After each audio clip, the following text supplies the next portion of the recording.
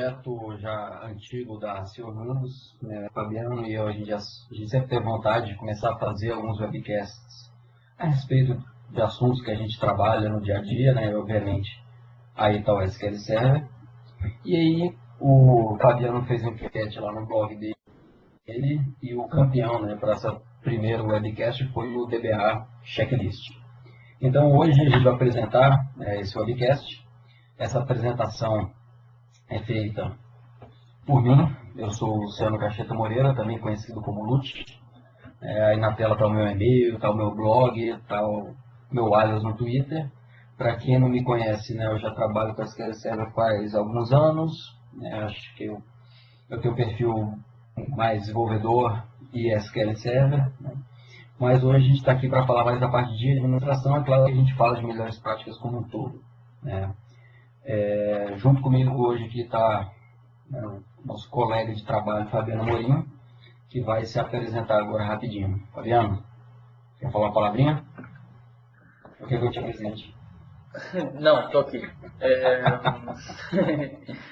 Bom, pessoal, boa noite, bem-vindos aos Valentes. Primeiro, parabéns por estarem aqui uma hora dessa, querendo aprender. Eu acho que todo mundo está aqui querendo aprender alguma coisa de novo.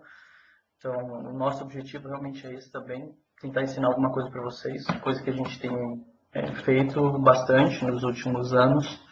Então, tá aí meu nome também, contato, e-mail. Eu sempre gosto de falar que se vocês tiverem alguma dúvida ou se vocês estiverem vendo a gravação dessa webcast, se vocês quiserem mandar e-mail pra gente, depois fiquem bem à vontade, tá bom? Talvez a gente não saiba a resposta, mas com certeza a gente conhece alguém que saiba a resposta. Então, a gente vai tentar te ajudar o máximo possível, beleza? É isso aí. Vai lá, Lute. Tá legal. Primeiro, pessoal, só algumas orientações gerais. Como vocês podem ver, vocês têm acesso, a grande maioria, ao áudio. Tá? A ideia é que durante a apresentação, toda dúvida que vocês tiverem, vocês não utilizam áudio, vocês utilizem o painel de perguntas e respostas, né, que está aí no menu do Live Meeting. E a gente está tentando reservar um tempinho no fim para o pessoal pegar e poder ter um tempinho a mais de perguntas. Tá? Caso a sua pergunta seja muito complexa, você acha que é melhor abrir um áudio e explicar o que você está querendo perguntar, a gente vai dar essa possibilidade no fim. E a gente tenta coordenar quem vai falar e a ordem que as pessoas vão falar, ok? Mas no mais, podem usar o painel de perguntas e respostas. Enquanto eu estiver falando, o Fabiano vai tentar responder as perguntas de vocês. Enquanto o Fabiano estiver falando, eu vou tentar responder as perguntas. Tá? Então, é assim que a gente vai trabalhar hoje. Bom, antes da gente começar um pouquinho sobre a Nimbus, né? A Nimbus hoje é uma empresa de consultoria e treinamento. Normalmente, vocês que estão aqui conhecem a gente pelo SQL Server, mas a gente não trabalha não só com SQL Server. Né? Hoje a gente está atuando muito forte com a parte de SharePoint, com TFS, né? Com o ciclo de desenvolvimento seguro, né? O ciclo de vida do desenvolvimento seguro. A gente também está trabalhando bastante, inclusive agora, né, eu com o nosso novo funcionário Ivan, a gente está fazendo uma série de validações e testes, né, da utilização da SQL Server em um cenário de cloud computing, seja com a Microsoft, seja na Amazon. Então a gente também trabalha muito com essa parte de cloud computing. A nossa equipe, ela tende a ser enxuta, tá? Filosofia da empresa, então é uma equipe pequena que a gente gosta de acreditar que a gente é bem qualificado. Né? Então a gente tem VPs, tem o pessoal que tem MCT, a gente tem PHD nessa equipe pequenininha. Então essa aí é a Nimbus. E qual que é a nossa agenda de hoje? Tá?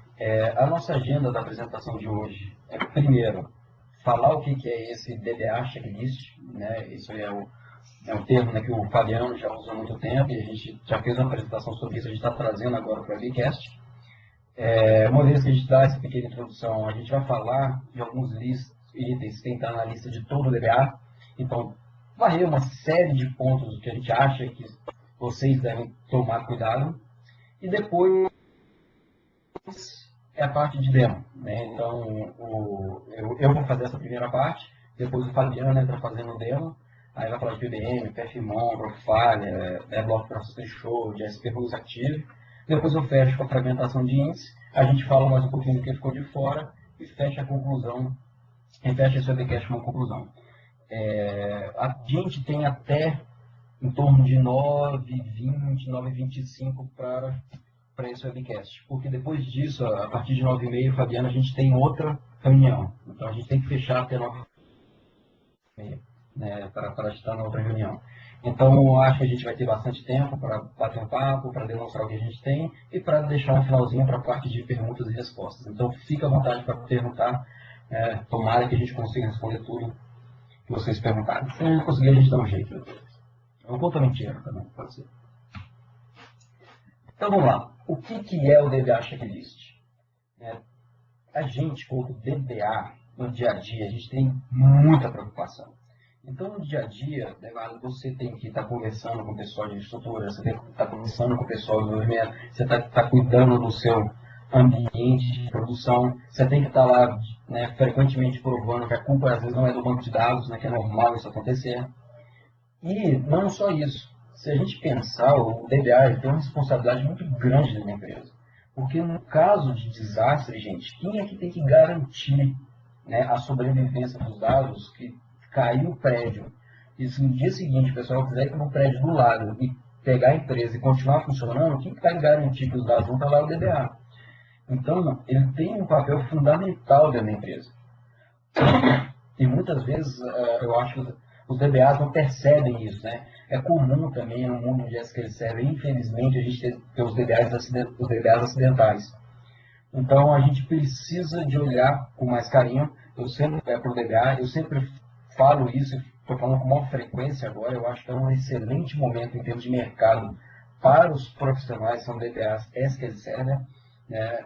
E agora, esse excelente momento tem que ser acompanhado de excelentes DBAs. E para a gente ser um excelente DBA, a gente tem que tomar cuidado, tem que ser organizado.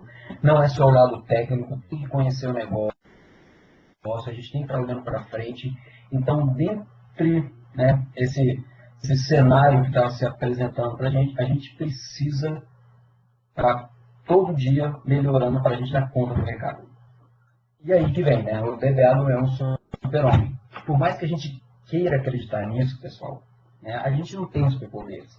Então você vai esquecer de alguma tarefa, vai ter imprevisto no seu dia a dia, um problema de performance, vai ter um desastre, né, alguma brecha de segurança que você não estava preparado. Então, no dia a dia, você vai ter problema. E aí, na hora que tem um problema, gente, né, é a sua carreira e é o negócio da empresa que está em jogo. Então, por mais que a gente seja bom no que faz, é importante a gente organizar o dia a dia e organizar o trabalho de um DBA. Tá? É importante, eu esqueci de mencionar isso, essa apresentação, gente, a ideia dela, a gente vai tocar uma série de tópicos que eu começo a apresentar a partir de agora. Então, não é uma apresentação onde a gente tem como objetivo, né, fazer uma apresentação nível 400, detalhes de funcionamento da SQL Server, né, o que eu chamo de internos, mas também a gente não está fechado para perguntas que possam ser mais detalhadas, tá, e mais profundas. Então, a ideia dessa apresentação é ficar em torno de um nível 200, 300 ali, ok? Então vamos lá, o que tem que ter um checklist do DBA? Eu e Fabiano, a gente sentou, né, discutimos dentro da empresa, junto com o Ivan, o que são tarefas recorrentes, né, e cuidados que todo DBA deve ter. E aí a gente começou a listar, não é... Fabiano, cuida do mute aí.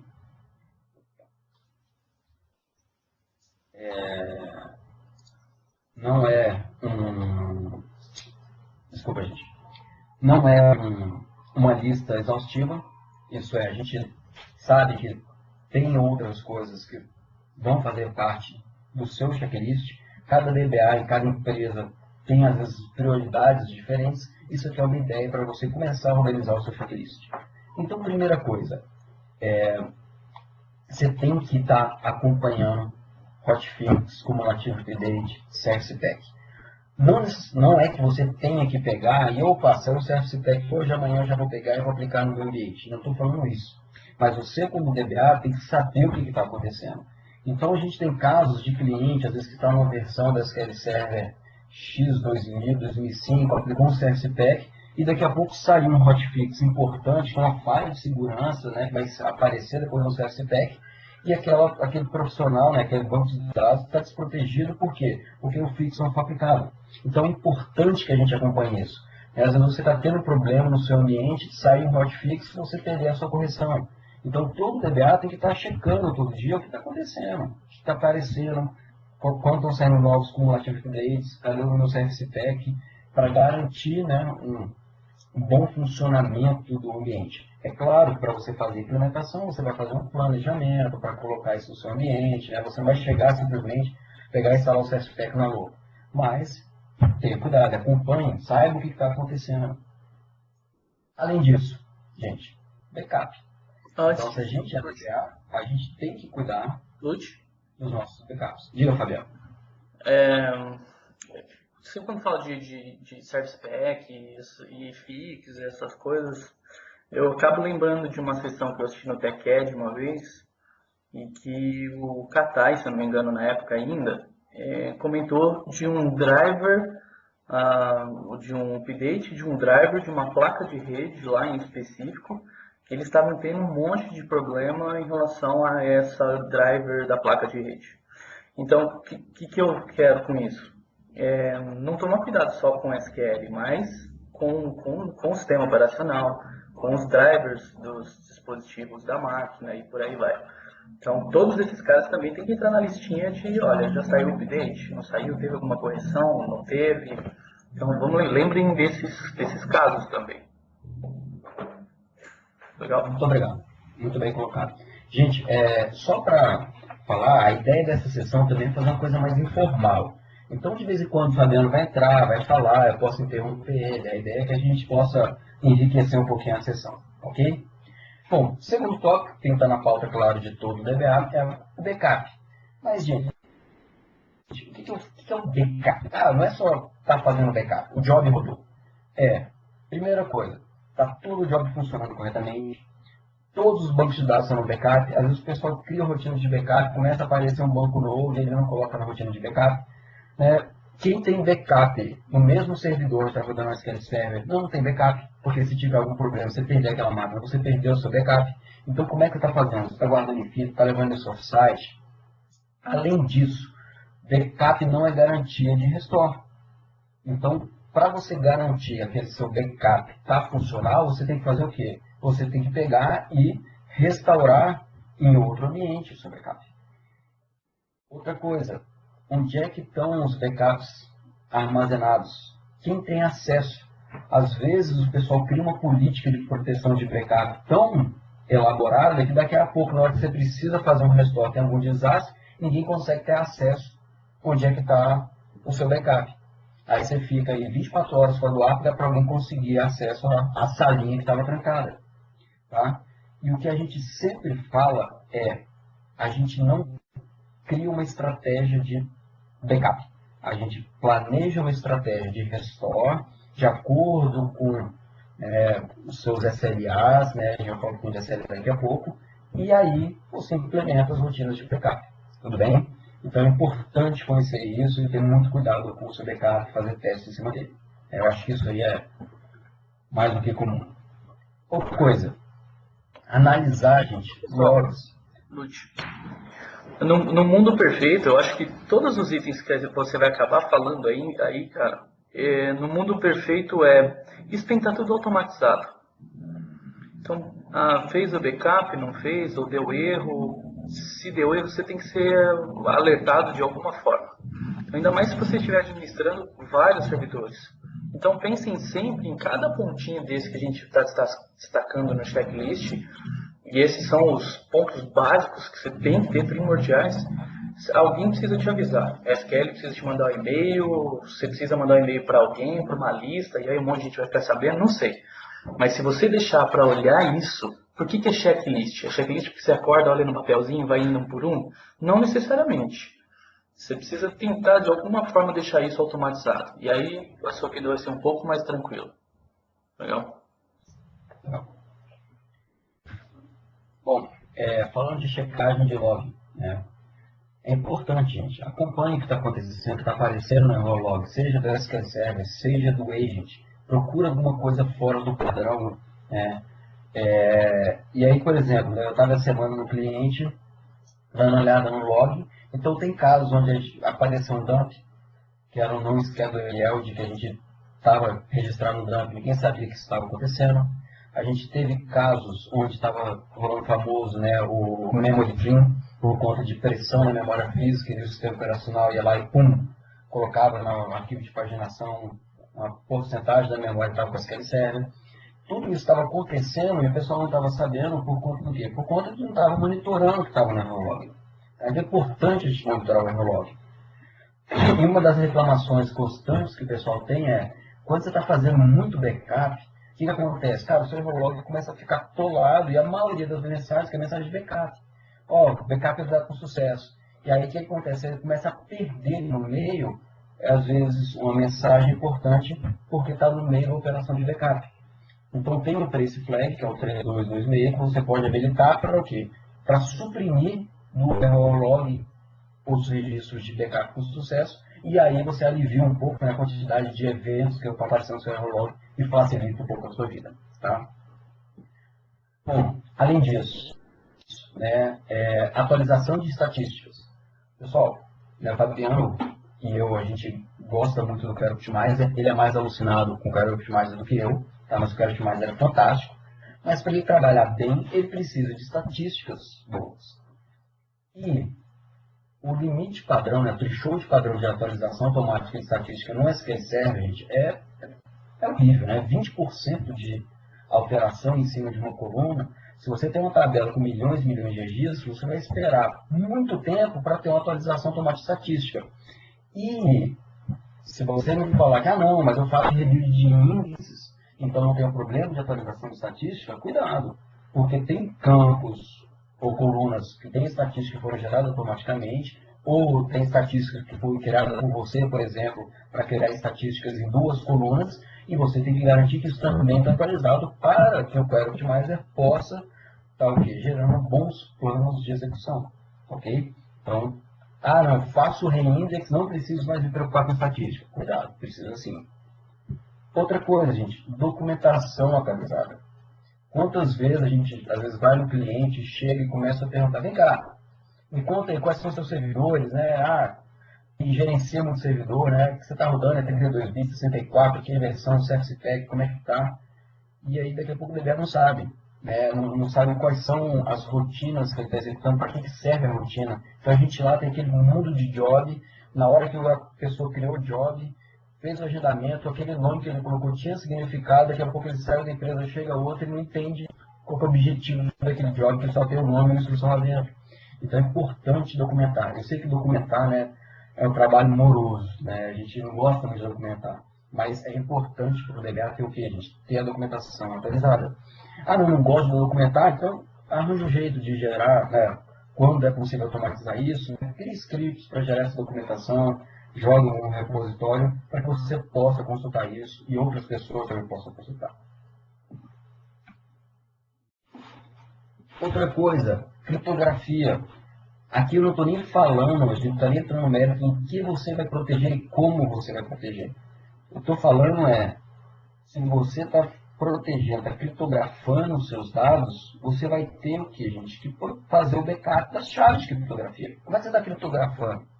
Então, você tem um certificado, você criou uma chave, então a gente tem a chave do serviço, a CS Master Key, você tem caso de criptografia transparente, você tem database Master Key. Você está fazendo o backup dessa chave, porque daqui a pouco você vai fazer um restore na base do outro lado, você não tem a chave, como é que você vai acessar aquela base que você aplicou criptografia transparente? Então, cuidado, criptografia, você tem que fazer o que, gente? A proteção das chaves também. Tá? Outra recomendação, verificação de página. A partir da SQL Server 2005, a gente tem a verificação que é o checksum, é mais eficiente da proteção que ela dá do que o Page Detection que você tem no 2000. Então a recomendação é habilite Page Verify e checksum para todos os bancos de dados. Isso, você ter todo mundo com checksum, te livra da necessidade de estar fazendo checagens constantes de consistência do seu banco de dados? Não. Você ainda tem que fazer checagem de consistência. Então, o que você tem que fazer? Além de você pegar, habilitar a Page Verify, vai criar o checksum. Se por acaso na operação de I/O ele pegou, né, teve um problema na operação de I/O, escreveu errado, né, o dado daquela página. Na hora que o SQL Server vai ler, o que ele vai ver? Ele vai ver, opa, não bateu o checksum. E aí essa página vai aparecer lá dentro do MSDB e Suspect Pages, falando o seguinte, opa, eu tenho um problema aqui de corrupção de página. E aí o que você faz? Você constantemente, né, se você não está rodando todo dia, que não dá para ficar rodando todo dia no CheckDB, você está fazendo o quê? Você está olhando constantemente os Suspect Pages para ver se aparece um problema de corrupção. Porque dependendo do problema, por exemplo, se é um instant cluster que a gente consegue reconstruir, a gente reconstrói esse cara. Agora, dependendo, eu tenho que ir onde? Eu tenho que ir no meu backup, que é o meu ponto seguro. E eu tenho que saber, então, quando isso aconteceu, para não deixar aquela corrupção já de 2 meses que está acontecendo, eu não estou sabendo, porque daqui a pouco todos os meus backups, até 2 meses atrás, estão todos com a mesma corrupção. Então eu tenho que acompanhar isso, porque senão não adianta nada eu tirar backup de um dado corrompido. Ok? Na checagem de consistência, então a gente ainda tem como recomendação, tá, executar um DBCC de CheckDB, tá? Não vou entrar em detalhe aqui das opções que a gente tem. Agora, como é que DBCC de CheckDB, gente, é operação pesada, operação paralela. Ele vai ler muita página de dados, vai checar uma série de coisas, cadeia de alocação, né, estrutura das páginas, páginas de controle. Então, é algo que consome muito recurso. Como é que você pode fazer para estar executando o DBCC CheckDB e não impactar o seu ambiente de produção? Você pode fazer essa checagem em outro ambiente. Se você já está fazendo o teste de restore do seu backup em outro ambiente, você pega, sobe o seu backup em outra máquina, faz o restore e roda o CheckDB lá. Porque se tiver alguma corrupção, o seu backup está levando a corrupção. E você pode olhar do outro lado da corrupção. Se você tem que rodar, esse é outro artifício que o pessoal usa. Às vezes, não, eu tenho que rodar o DBCC CheckDB e eu vou rodar no meu ambiente de produção. Eu quero que ele demore mais, mas impacte menos. Você pode usar esse trace flag para desabilitar o paralelismo na execução do DBCC CheckDB. Então, o processo leva mais tempo, mas você onera menos, né, o seu ambiente durante a execução do CheckDB. Tá legal? Bom, a outra recomendação que tem, o Fabiano vai fazer uma demonstração sobre isso, é o Blocked Process Report, onde a gente começa a reportar, quando você configura, isso é uma configuração da sua instância, o SQL Server começa a reportar transações que estão bloqueadas a mais de X segundos. E aí você define quantos X segundos você pode pegar isso com um trace no SQL Server. Então ele vai demonstrar isso, é uma configuração bem interessante. O único cuidado que a gente tem que ter é com valores muito baixos. Se vocês olharem a documentação, quem é responsável por fazer essa análise do Blocked Process Threshold é o Deadlock Monitor, que é o monitor de deadlock. E ele, por padrão, entra de 5 em 5 segundos. Então, se você pega e coloca a configuração do Blocked Process Report muito baixo, como por exemplo, 1 segundo, 2 segundos, o que pode acontecer? Você pode estar forçando essa thread de background da Deadlock Monitor para o quê? Executando continuamente. Que é uma coisa que a gente não quer. Então, a gente só toma cuidado um pouquinho com esse número muito baixo. E claro, se você coloca ele muito baixo e ainda tem muito processo bloqueado, a sua saída lá no server 3 vai ser gigantesca. Então você tem que tomar um pouquinho, né, cuidado com esse balanço aí entre qual que é a configuração que você coloca, né, o Deadlock Monitor e a saída no 3 que você tem. Além disso, outras coisas que a gente verifica, gente, básico, né? Parte de segurança, usuário com privilégio elevado, sysadmin, eu quero tirar isso do meu ambiente, quero minimizar ao máximo o número de usuários com privilégio elevado. Por quê? Você não tem controle de 100% do que está acontecendo.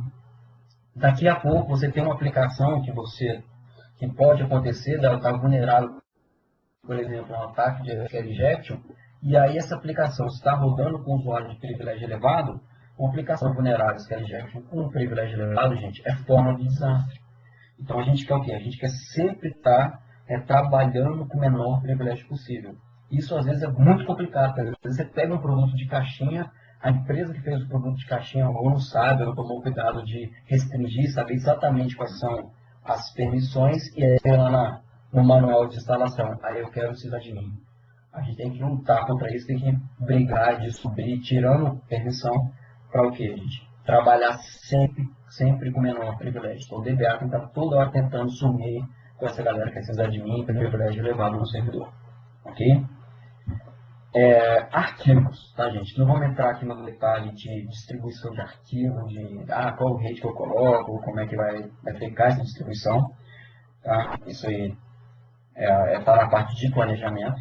O que a gente tem que evitar na administração? Primeira coisa, eu quero evitar o crescimento dos arquivos durante o dia. Tá? Eu não quero que chegue lá meio-dia ou 4 horas da tarde, né? Número de transações, batch request por segundo lá em cima, e o arquivo daqui a pouco, vou crescer. Se você tem Instance File Serialization, que apareceu desde o SQL Server 2005, onde o SQL Server consegue pegar, sei lá, o arquivo vai crescer 5 GB, ele vai crescer o arquivo e não vai zerar esses 5 GB, o impacto é menor desse crescimento durante o seu expediente.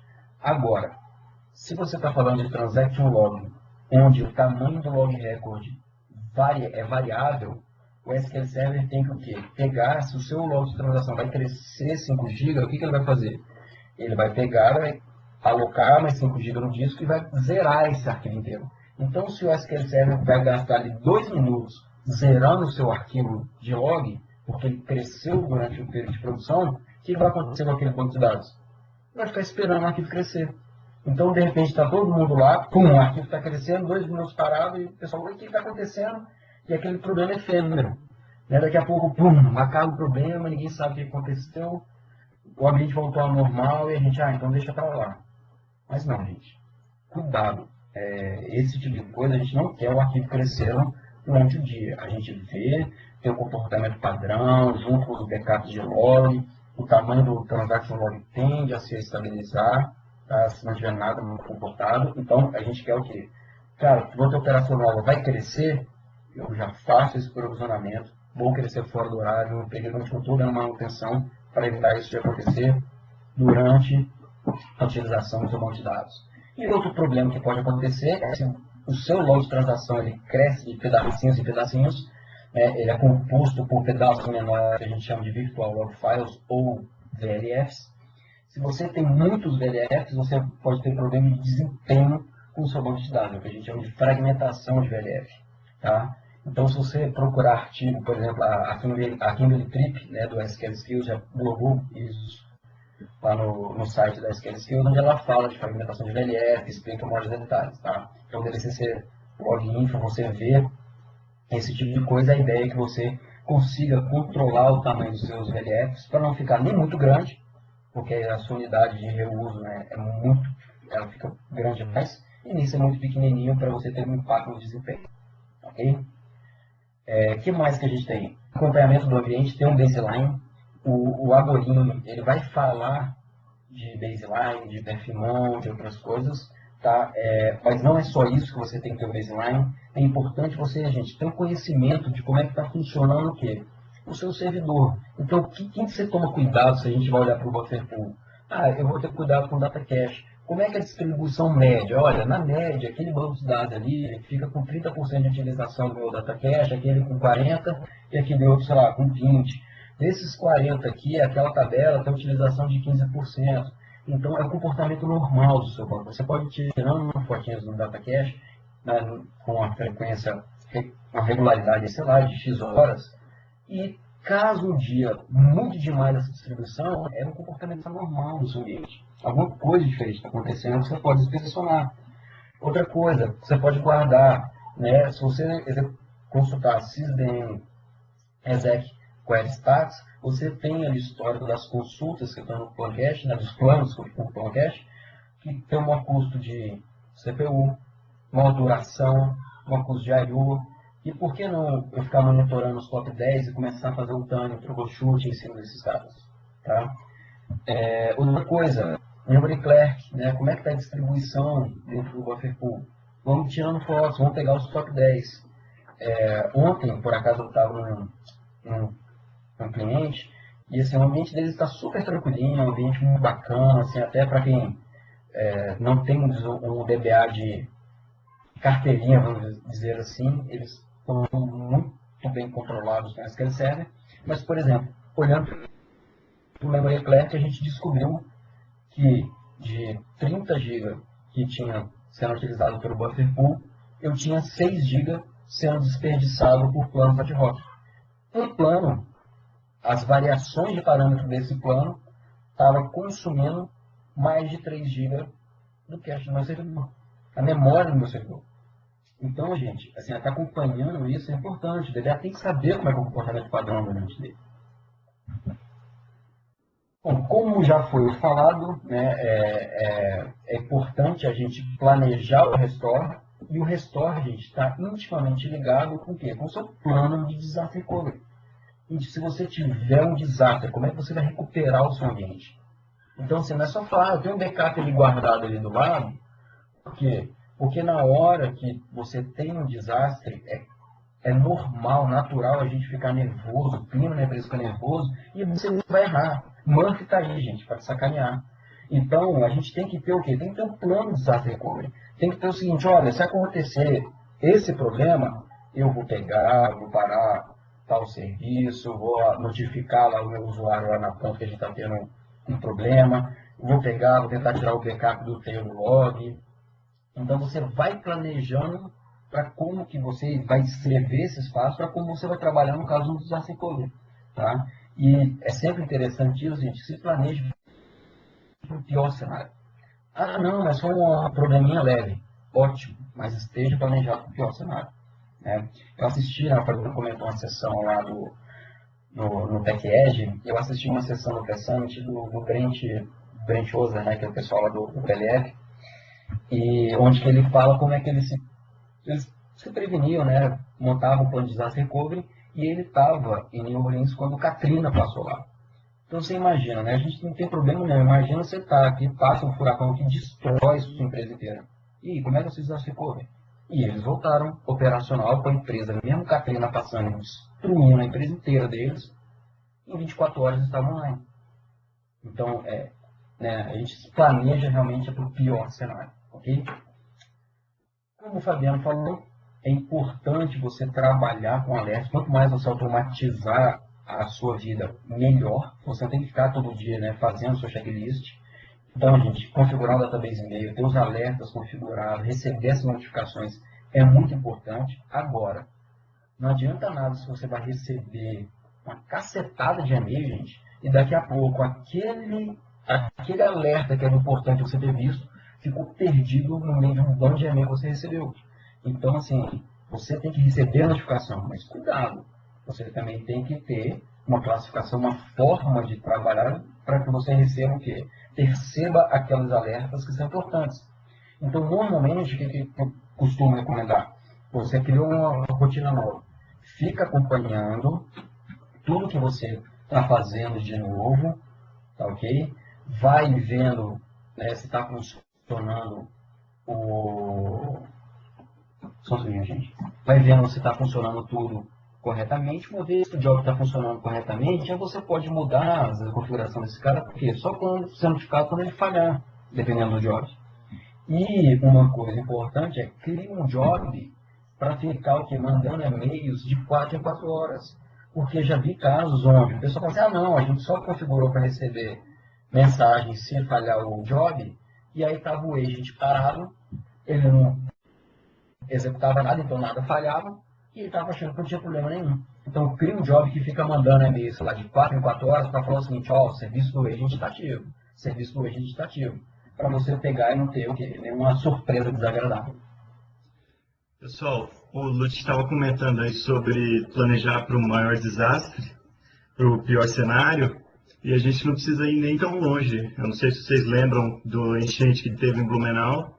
Eu estava lá, eu era DBA de uma empresa, e a enchente veio, a empresa era do lado do rio, subiu a água até o teto, a empresa ficou completamente debaixo d'água, o servidor foi para o saco, e a gente teve que voltar, como os clientes conectavam diretamente na base, a gente teve que voltar em menos de 12 horas. E aí a gente tinha backup off-site e em 8 horas, eu acho, estava tudo de volta e não tinha empresa, mas tinha o backup, o banco de dados, os clientes estavam rodando. Meu nome é Ivan, eu sou um funcionário da senhorinha. Gente, quem não conhece o seu Ivan, ele começou com a gente segunda-feira, já está dando pitaco, e isso é um bom sinal. Então, espero que vocês possam conhecer ele.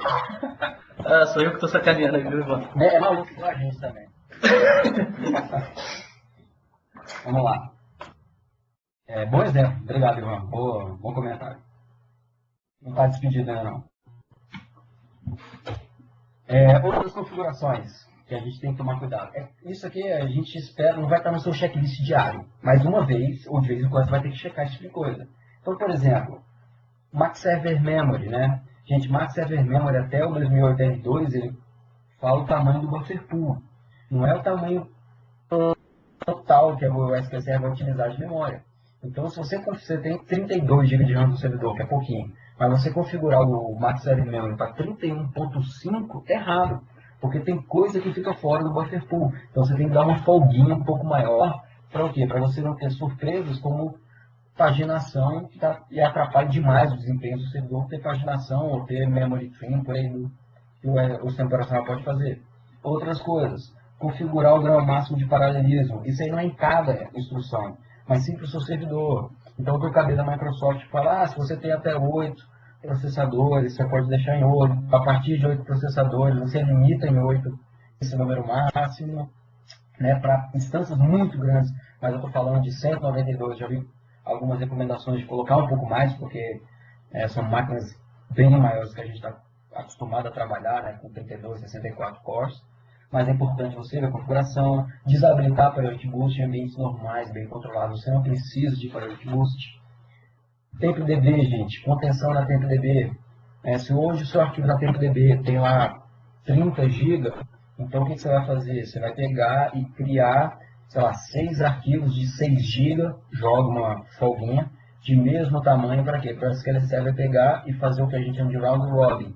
Ele utiliza um arquivo, depois utiliza outro, depois utiliza outro, para evitar uma contenção, por uma contenção que acontece em memória. Então, crie mais arquivos TempDB. Ah, Luciana, não tem um problema de contenção hoje. Beleza, mas daqui a pouco você pega esse servidor, leva para uma máquina mais poderosa, coloca mais bancos de dados aí dentro, começa a utilizar mais da TempDB e você passa a ter um gargalo. Então já configura direitinho, não espera a dor de cabeça, o problema aparecer no seu ambiente para você ter que correr atrás da solução, ok? A outra configuração, acho que eu nem preciso bater muito aqui, né? Quem acompanha o Correndo sabe que essa aqui é a única resposta que me depende. Não habilita o shrink, além dele ter um impacto gigantesco de fragmentação que você pode ter no seu banco de dados. Ele é um cara que entra de 30 em 30 minutos, impacta demais, né, o seu ambiente na hora que ele está encolhendo o seu banco de dados. Então, cuidado com o shrink. No shrink de banco de dados, mesmo que não seja automático, não é recomendado. Tá? A gente às vezes tem que fazer malabarismo com os recursos que a gente tem, mas cuidado com o shrink. Além disso, questões de performance, tá? O Fabiano vai falar um pouquinho, né, de alguns eventos que a gente tem no Profiler, como sorte, hash warning. Dá uma olhada, gente, está acompanhando sempre o index, os registrados, ver quais são os índices que são pouco utilizados, eles podem ser bons candidatos a serem removidos, tá? Cuidado, analise bem, mas são bons candidatos. Não crie automaticamente tudo que aparece de recomendação de missing index. Tem muita coisa que é sujeira dele, coisa ruim. Tá? Então analise o que você está fazendo. Outra coisa que a gente tem que ter muito cuidado, gente. O Windows agora tem aquele modo de economia, que você tem variações de paystates, né, estados de performance, e até o que a gente chama de core parking, que é estacionar um núcleo da máquina.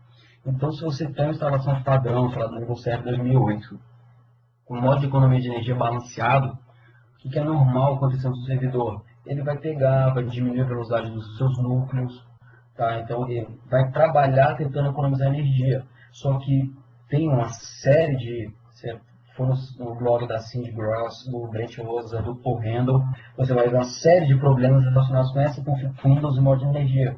Porque mesmo durante um pico, ele demora para voltar ao estado, né, de high performance dos processadores. Então, às vezes, você pega, faz uma migração, vai para um servidor maior, melhor, e tem uma performance pior. Pode ser por conta disso. Eu acho que é uma série de formas de a gente economizar energia, mas cuidado com isso no seu ambiente. Banco de dados não é um bom candidato para você fazer muita economia, ok? Além disso, configurações de alta disponibilidade, dependendo do que você tem. Você vai ter que configurar direitinho, monitoramento, para garantir que o failover, o failback acontece. Monitore, gente. Às vezes você está tendo problema, teve um failover, um failback, você não ficou nem sabendo. Então, cuidado, olhe direitinho, tá? Acompanhe o seu ambiente. Outra coisa que é importante, definir os níveis de serviço. O que é essa definição? Tem que estar acordado entre a área de banco de dados e outras áreas, que no caso de um desastre, aquele banco principal da empresa, ele vai estar online, igual o Ivan falou ali, em 12 horas. Por que isso é importante? O número de horas, claro que vai variar, mas é importante que você tenha o quê? Que você tenha um nível de serviço definido com as outras áreas, porque na hora que tem um desastre, não vai ficar ninguém lá batendo no seu ombro, te atrapalhando você no processo de disaster recovery, se você já falou, já está acordado na empresa, que o tempo para você fazer recuperação é 4 horas. Então você vai poder trabalhar em paz, e é claro, para você definir esse SLA, você já fez os seus testes, já sabe quanto tempo leva, mas aí você vai ter tranquilidade na hora que o desastre vai pegar lá no seu ambiente. Além disso, isso aqui o pessoal pode até assustar um pouquinho, mas você tem que ter um horário de estudo, tá? É claro, você pode ficar lá na madrugada, tem doido que faz isso, de vez em quando a gente faz isso.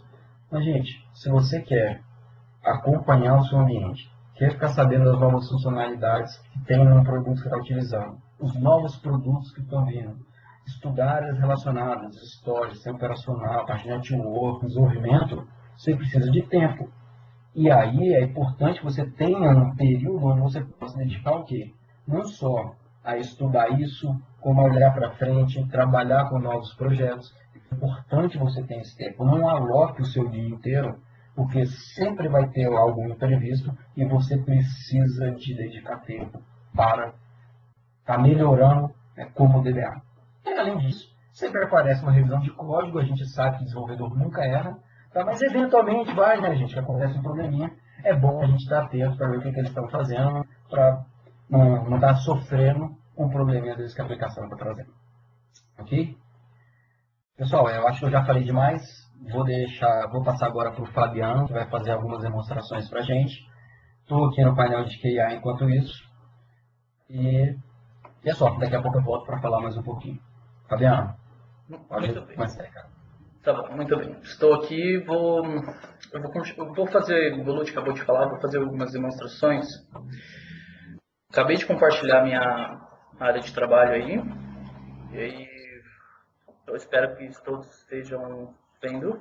Tá vendo aí, Lute? Tá, né? Sim? Sim, estou vendo. Legal. Então, pessoal, eu vou fazer as demonstrações e eu sempre falo que eu vou tentar ir bem devagar, mas aí passam-se 2 minutos e já estou fazendo rápido. Então, se eu estiver muito rápido, me avisa, tá bom? Porque eu sei que tem um certo delayzinho entre o que eu estou fazendo aqui versus o que vocês estão realmente visualizando aí. Tá bom? Então, se eu estiver indo muito rápido, rolando muito, barra de rolagem é horrível, dando alt tab, grita aí, tá bom? Grita que eu tento ir mais devagar. Legal? Eu fiz algumas anotações aqui, eu vou mostrar alguns dos itens que o Lute comentou aí. Uma série de programinhas que eu gosto de usar.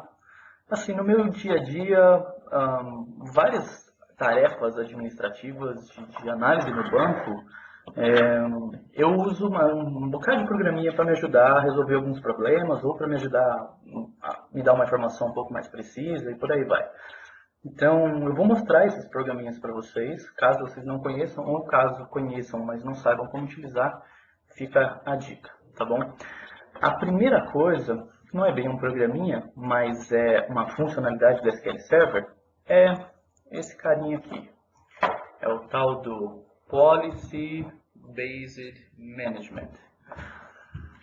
O que é Policy Based Management?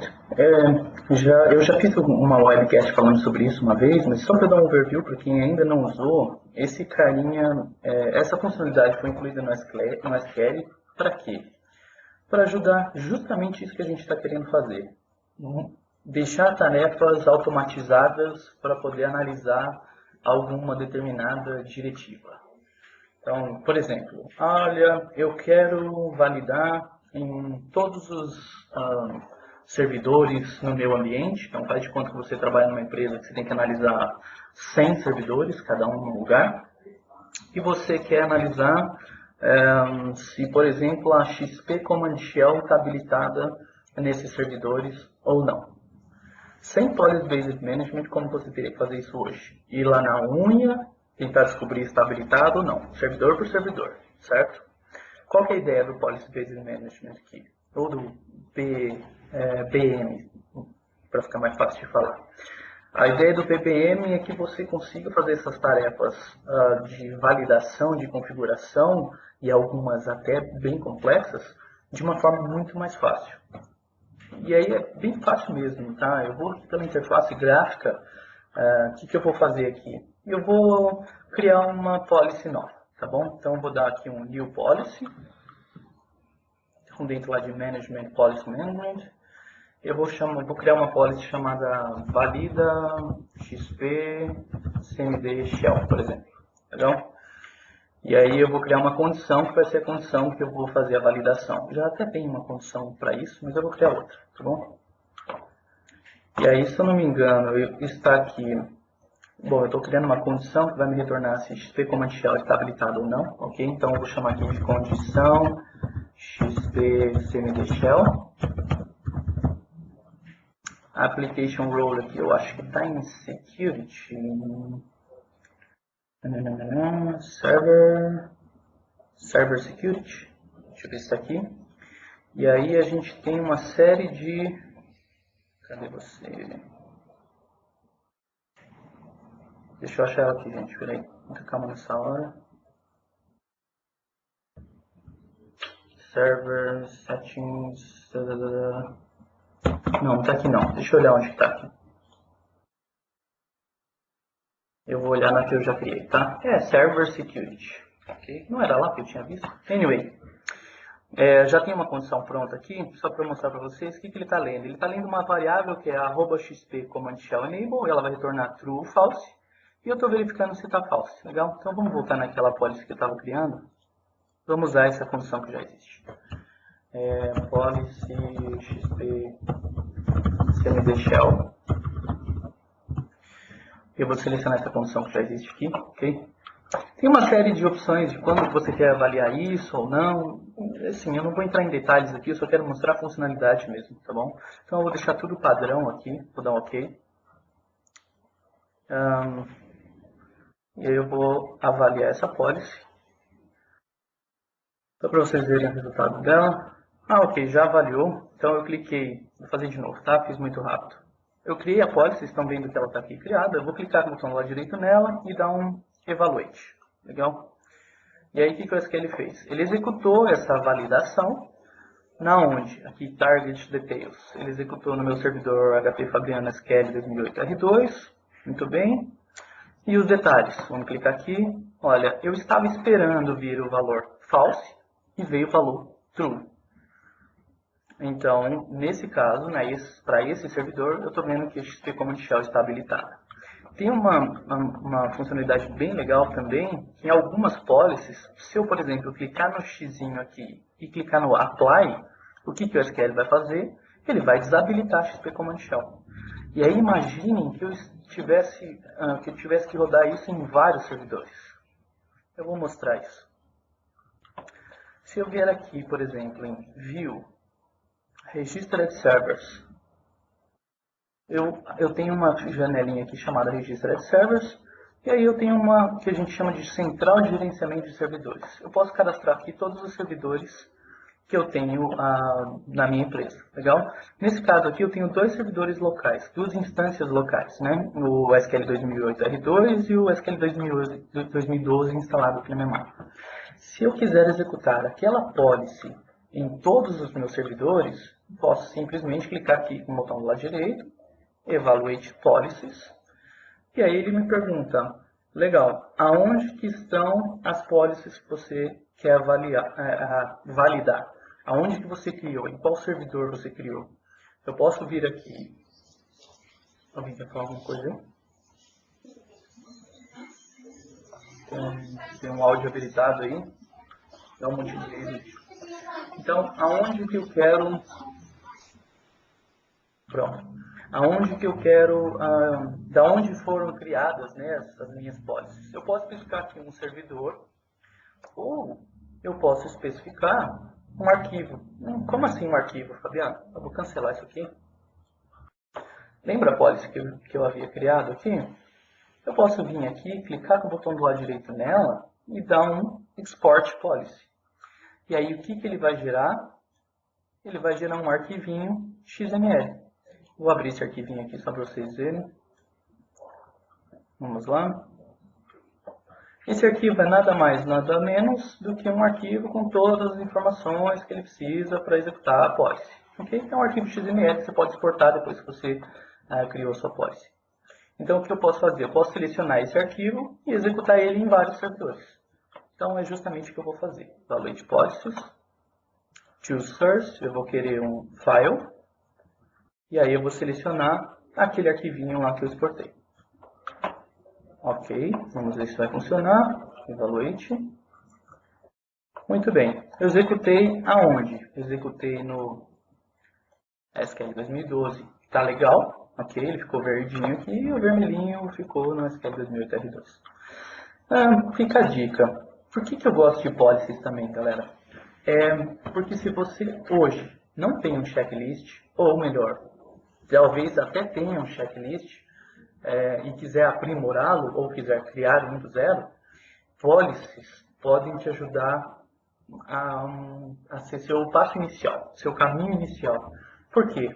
Porque a Microsoft, querida nossa Microsoft, disponibilizou, eu vou clicar de novo aqui em Evaluate Policies, uma série de policies pré-criadas. Então eu vou aqui em Documents, SQL Management Studio, Policies, Best Practices, Database Engine, e olha só, um monte de arquivinhos XML aqui que a Microsoft criou para a gente já com as configurações de, olha, esse aqui é o padrão, esse aqui deveria estar certo, esse deveria ser um valor e não é. Então, por exemplo, olha só, tá vendo o auto shrink aqui que o Lute acabou de falar que era para deixar desabilitado? Tem uma policy já criada, e isso aqui é de graça, você instala SQL. Se você, dependendo das opções que você selecionou, ele já instala isso ou não. Então, vou selecionar o auto shrink aqui, por exemplo. Ok. Vou executar o auto shrink, vamos ver. E aí, o que ele fez? Executou essa policy em todos os bancos de dados, tá vendo? De todos os meus servidores. Cara, pensa que se você tivesse que fazer isso na mão em todos os servidores, para todos os bancos de dados, olhar banco por banco, se o auto shrink está habilitado ou não. Então, é bem interessante. O legal deles também é que, se você clicar aqui no View, tem uma descriçãozinha aqui embaixo, tá vendo, falando o que é, o que não é, por que ele tem que ser false, por que não tem. Se você quiser mais informação, ele já te deu um linkzinho aqui para você estudar mais sobre o assunto. Então é um ponto de partida bem interessante e bem tranquilo. Legal? Caso essas best practices não estejam instaladas, isso faz parte do pacote de funcionalidades que você pode baixar. Então, tem o link aqui, ó. Esse link, vamos abri-lo, faz parte do Feature Pack do SQL Server 2008 R2. E aí, aqui nesse link, você vai achar o pacote de policies para fazer o download. Legal? Então, vocês podem fazer o download. Antes que vocês perguntem, sim, toda essa pastinha aqui vai ser disponibilizada para vocês fazerem um download depois, tá bom? Então, não se preocupem em anotar o link agora, que a gente vai passar isso para vocês depois.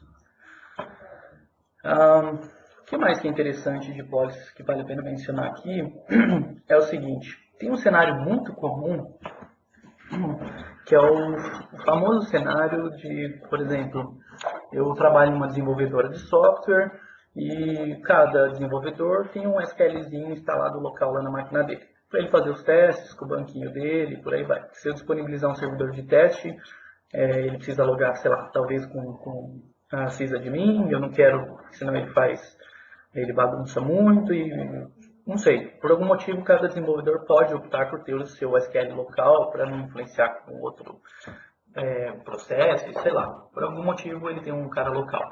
E qual que é o problema hoje? O problema muitas vezes os desenvolvedores não conhecem tarefas administrativas ou configurações relacionadas à administração do SQL Server. Então o cara instala o SQL dele e deixa lá as configurações tudo do jeito que vem default, não define quanto de memória que o SQL tem que usar, não define CPU Affinity Mask, por exemplo, ou pior, troca. Tá? Então, para evitar esse tipo de coisa, o que você pode fazer, que é bem legal? Você pode, de novo, aqui em Central Management Servers, primeiro, você cadastra todos os servidores, legal? De todo mundo, de todos os desenvolvedores. E a partir de uma instância que você já definiu as configurações certinho, você faz o seguinte. Então faz de conta que essa minha instância SQL 2008 R2, eu já defini quais são as propriedades, tudo bonitinho, o que tem que estar habilitado, o que não tem. Você clica com o botão do lado direito nele, vem aqui em Facets. Vamos lá. Depois de muito tempo ele vai abrir. Muita calma. Vamos. Abriu. E aí, reparem que show de bola que tem aqui. Tem todas as configurações. Em que pasta que tem que estar instalado. O que mais? Não muito, né? Performance Mode aqui, eu nem sei o que é isso. O que mais aqui? Vamos lá, Server Configuration, muito bem. Se a Affinity Mask está setado, Blocked Process Threshold, quanto que está setado, interessante. Então, você definiu aqui já todas as propriedades e você exporta isso como uma policy. E aí ele gera um XML para um arquivo aqui, por exemplo, que vai ser a sua policy.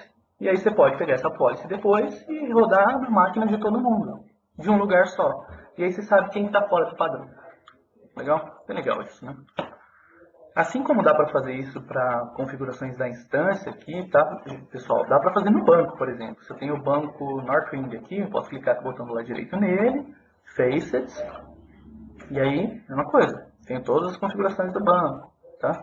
Então, auto close está desabilitado, então tem que estar desabilitado em todo mundo e por aí vai. Muito bem. Próximo. Se vocês tiverem pergunta, vai anotando aí e a gente conversa no final, tá bom? Um outro problema muito comum e até um pouco difícil de resolver é o tal dos locks, ou consultas que estão bloqueadas por muito tempo. Okay? Deixa eu abrir esse arquivinho aqui, Blocked Process Threshold. E aí tem uma configuração que eu vejo pouco o pessoal utilizar, que é essa configuraçãozinha aqui, chamada Blocked Process Threshold. O que esse cara faz? Em poucas palavras, ele vai falar assim: se você tiver uma sessão bloqueada, esperando para a aquisição de um lock por mais de N segundos, ele dispara um warning lá no profile. É para isso que serve. Tá? Então, o que eu acabei de dizer? O que eu acabei de dizer é, se você tiver qualquer consulta bloqueada, e você configurar aqui que, sei lá, por exemplo, você quer que se o cara ficar esperando para adquirir um recurso bloqueado a 5 segundos, eu quero saber quem é. Legal? Então é uma forma muito fácil e bem legal para poder monitorar logs. Beleza? Cuidado, é claro, com o número que vocês vão colocar aqui, dependendo do ambiente. Lembra que o Lute falou que o Deadlock Monitor que é responsável por ficar validando isso e por aí vai. Então, dependendo do que você está fazendo aqui do ambiente, se tem muito lock, você pode ter um impacto altíssimo em relação ao servidor. Tá, ok? Então, em relação ao uso de recursos no servidor. Então, cuidado, sempre testem. Comece talvez com um número de 5 segundos, deixa rodando por pouco tempo, olha se disparou muito short warning, para esse cara, corrige aqueles problemas, depois roda de novo, não deixa habilitado para sempre não, tá? E se deixou, mesmo assim monitora para ver se não está sendo disparada muita coisa, que você pode pagar muito por isso. Legal? Então, eu vou fazer uma demonstração simples aqui para ver que isso aqui realmente funciona, tá bom? Eu vou habilitar esse cara, eu vou colocar aqui o threshold de 5 segundos, legal? Então vamos rodar esse comando, muito bem. E aí agora eu vou abrir o Profiler, Tools, Profiler. Muito bem, vou logar aqui nessa máquina mesmo. E aí eu vou vir aqui em Event Selection. E eu vou desmarcar todos esses eventos padrão, tá bom? Então, assim, não vou comentar muito sobre Profiler não, tá? Eu quero só... Então, quem não conhece muito Profiler, estudem depois. Ops, eu acho que eu tinha que ter deixado pelo menos um ali. Deixa eu fazer de novo. New, Connect... Vamos procurar primeiro o Blocked Process to Show, Errors and Warnings. E aí eu tenho aqui um evento chamado Blocked Process Report. Legal? Então eu vou marcar esse cara. Beleza. E eu vou dar um run mesmo, vai. E aí tem algumas sessões aqui rodando. Vou limpar aqui para ficar mais bonitinho. E aí o que eu vou fazer? Vamos vir aqui. Eu vou gerar um lock, ok? Para a gente testar para ver se esse cara está funcionando. Deixa eu fazer alguns filtros aqui. No stop. Porque senão vai ficar aparecendo um monte de lixo aqui e eu não quero ver esses lixos, tá bom?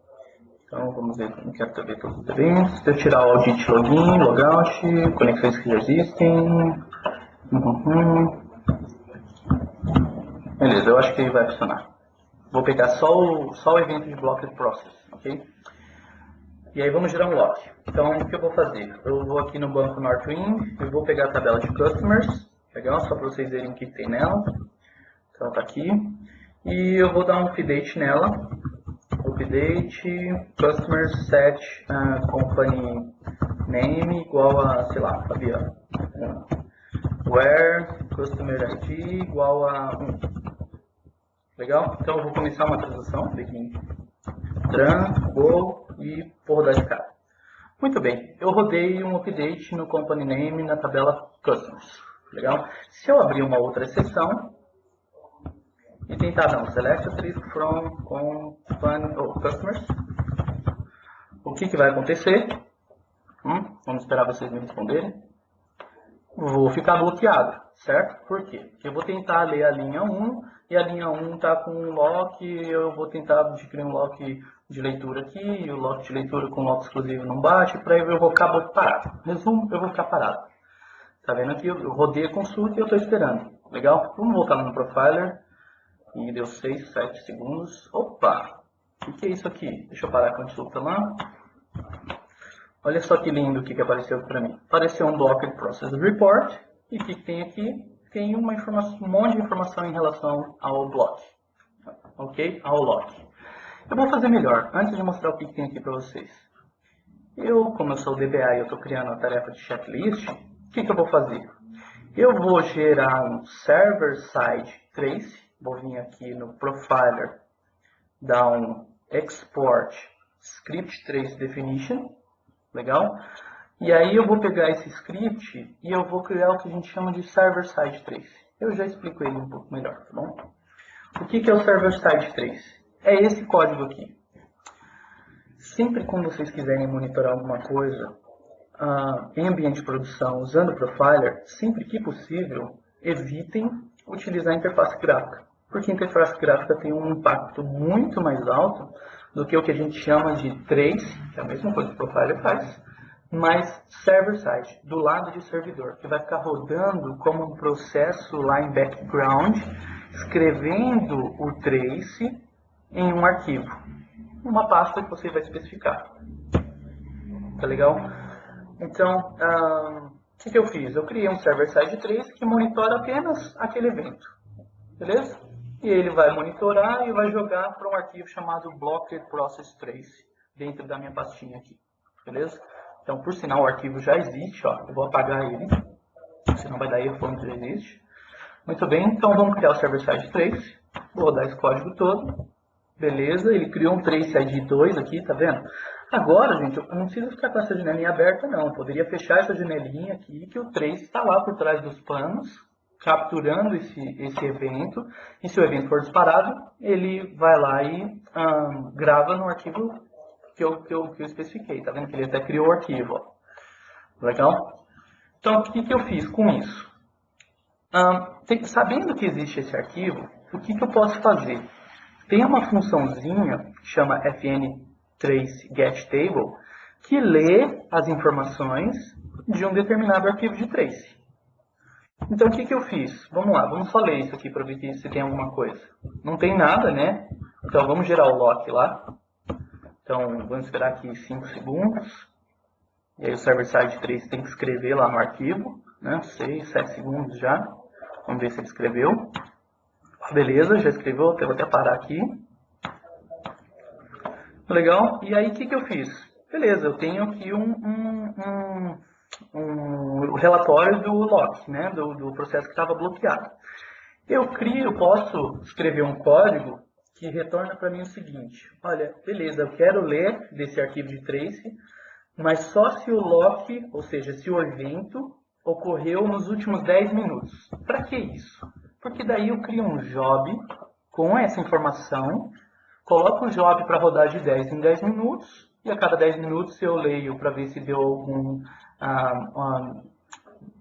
process report, se o evento foi disparado nos últimos 10 minutos, pego essas informações do evento e me mando por e-mail. Uau, show de bola, né? Está aqui o código para isso. Ó. É o mesmo código que estava ali em cima. Então, o que eu vou fazer? Eu vou pegar esse cara, o texto, jogar para uma variável, ok? E aí, vou validar. Se isso aqui retornou alguma coisa, então, pega o valor dessa variável e me manda no corpo de um e-mail. Vou mandar para quem? Vou mandar para fabianonevesamorim@hotmail.com. Eu vou pegar esse cara aqui, Ctrl C, vou criar um job, para a gente ver se funciona. Meu agente está parado, vamos iniciar ele. Vamos lá, vamos lá. Yes. Muito bem. Vamos criar um job. Novo job. Manda e-mail, sei lá, monitora lock. Manda e-mail, foi lindo, hein? New. E aí o step. Vamos lá. O step eu vou chamar de step 1 mesmo. Aí vou ser bem criativo. E vou colocar esse cara aqui. Muito bem. Ok. E aí eu vou criar um scheduler aqui para mandar ele rodar a cada 10 mins. Muito bem. Todos os dias. Roda a cada 10 minutos. Ok. Ok. E aí, feito. Se nos próximos 10 minutos ela tiver o lock, então vamos só rodar aqui, ó, para ver se ele vai vir alguma coisa. Então tá vindo um report. Ok, vou dar um start aqui para a gente não ter que esperar 10 minutos. Muito bem, muito bem. Terminou.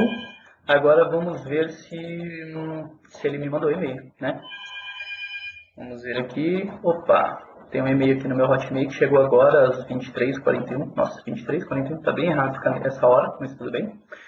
E aí o que tem aqui? Tem realmente só o que eu coloquei no corpo do e-mail lá, né? Que é o XML. E aí vamos pegar esse XML aqui e olhar o que é isso para vocês entenderem melhor. Para olhar ele, eu vou olhar aqui usando o XML Notepad. E aí tá aí um dos programinhas que eu uso, vocês caso não conheçam. É um aplicativozinho free da Microsoft, só para poder editar e visualizar XML. Eu dei o Ctrl C lá e vou dar um paste aqui. E aí, o que tem no Blocked Process Report? Ele tem aqui o processo que estava bloqueado e o processo que estava bloqueando. Legal? Então, vamos olhar isso com mais calma. Process. Um monte de informação aqui, o que era, qual máquina que estava rodando, o login, o nível de isolamento e select. Então, esse select estava bloqueado por quem? Vamos ver quem estava bloqueando ele. Pelo update, customer, blá blá blá. Cara, ficou muito fácil, né? Tá legal? Só a nível de curiosidade, como fazer para evitar esse lock aqui, gente? Alguém tem alguma ideia? As más mentes podem estar dizendo with no lock, certo? No lock. E aí o que eu li aqui? Eu li o tal do Fabiano 1. Fabiano 1 já foi gravado? Não, porque nada me impede que aquela outra sessão lá dê rollback. E aí eu fiz uma leitura suja lá e por aí vai. Então, mundo perfeito, habilita o Snapshot Selection Level, que aí ele vai ler o versionamento e vai ler a última versão comentada. Tá bom? O que mais? SP Ruiz Active. Ainda falando sobre lock, e aí aproveitando para falar da SP Ruiz Active, tem um códigozinho aqui, vamos abri-lo. Para quem não conhece, SP Ruiz Active, vamos rodar ela aqui.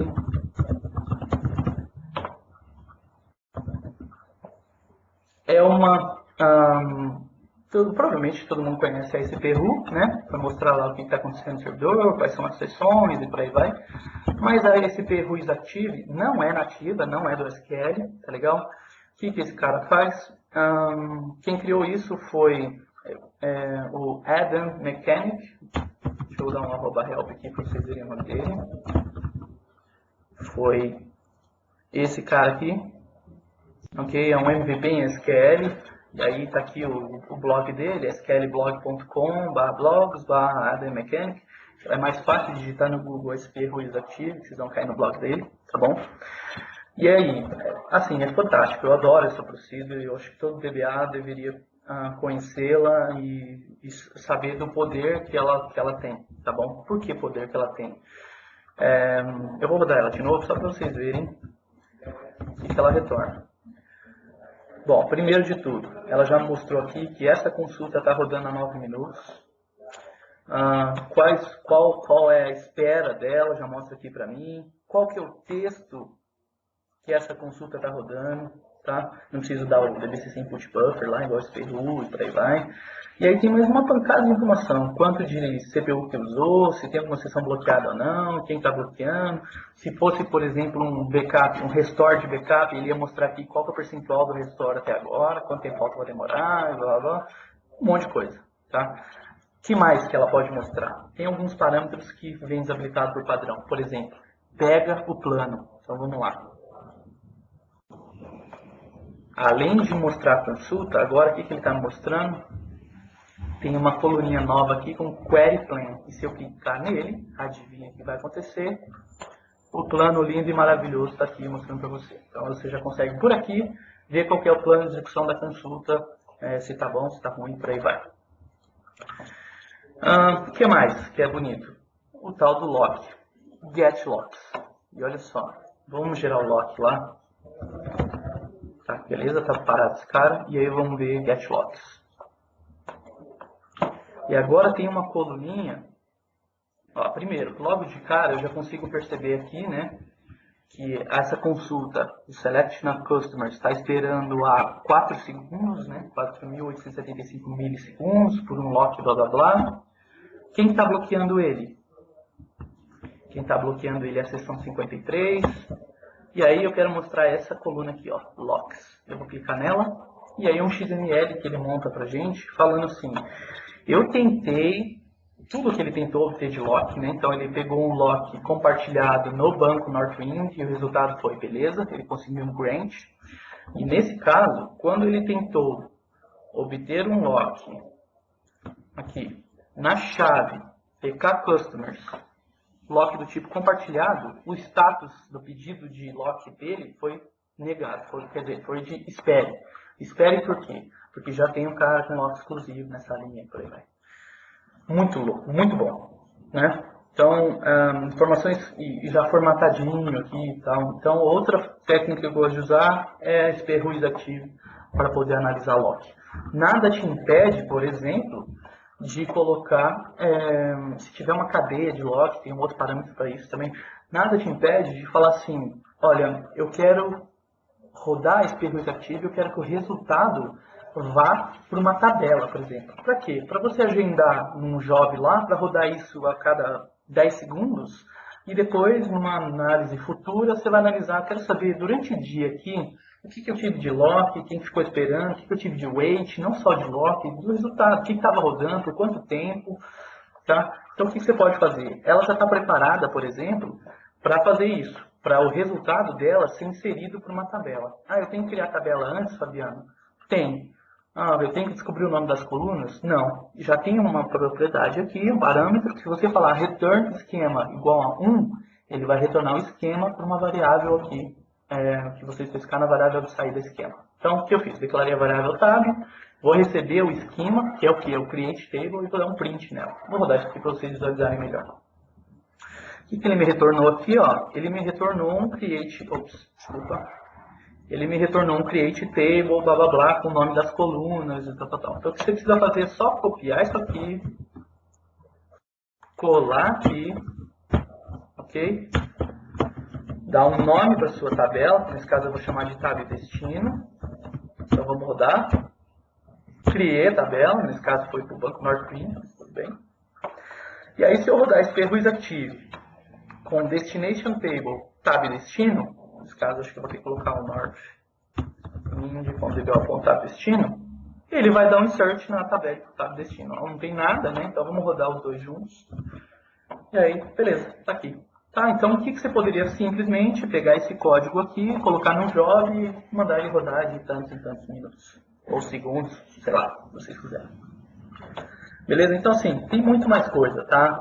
No blog do Adam Mechanic, ele colocou assim, várias tarefas administrativas, que você, uma série de posts falando o que você pode monitorar, como monitorar, criar seu próprio checklist com as Ferruiz Active, tá bom? O que mais, gente? Estou indo muito devagar, eu acho. Bom, Server-Side Trace, a gente acabou já falando, mas eu vou repetir de novo. A ideia para que Server-Side Trace? Né? Vocês precisam ter um baseline. Tá legal? Eu sempre conto a historinha que eu ouvi do Alex Rosa. Eu achei muito legal quando ele contou essa historinha, que foi, ele foi fazer uma consultoria num cliente dele, e quando ele chegou lá, o cliente falou assim, ó, essa consulta aqui está lenta. Aí ele perguntou, claro, como é que você sabe que está lenta? Olha, ele disse, o cliente respondeu, antes eu clicava nesse botãozinho aqui da tela, de exibir o relatório, e ia no banheiro. Quando eu voltava do banheiro, o relatório já tinha terminado. Agora, quando eu volto do banheiro, o relatório não terminou ainda. E aí o Alex respondeu para ele, legal, já sei como resolver o problema, vai no banheiro mais longe. Galera, ir no banheiro e voltar era o baseline do cliente. Não dá, né? Não dá para ser assim. Como é que você sabe que está lento? Você precisa saber como é que estava antes para responder que está lento mesmo ou não. Então, a ideia de Profiler e Performance Monitor, que eu vou mostrar daqui a pouco, é ter um mínimo, tá, de um baseline do que está acontecendo no seu servidor. Como é que você sabe quais são, por exemplo, as top 100 consultas por uso de CPU, por uso de disco, por escrita em disco e por números de execuções, por exemplo? Seria lindo ter essa informação? Seria, porque você começa a otimizar essas consultas e quanto mais otimizadas, mais rápido o seu ambiente e por aí vai. Legal? O Profiler vai te responder isso, tá legal?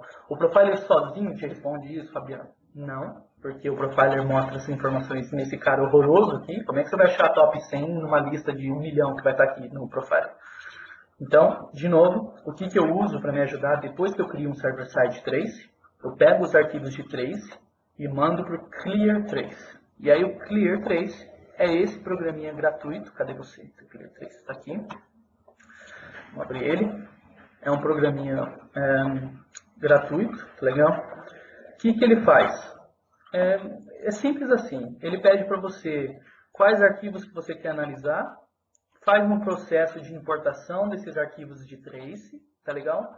E depois ele te mostra aqui numa interfacezinha gráfica uma telinha de consulta.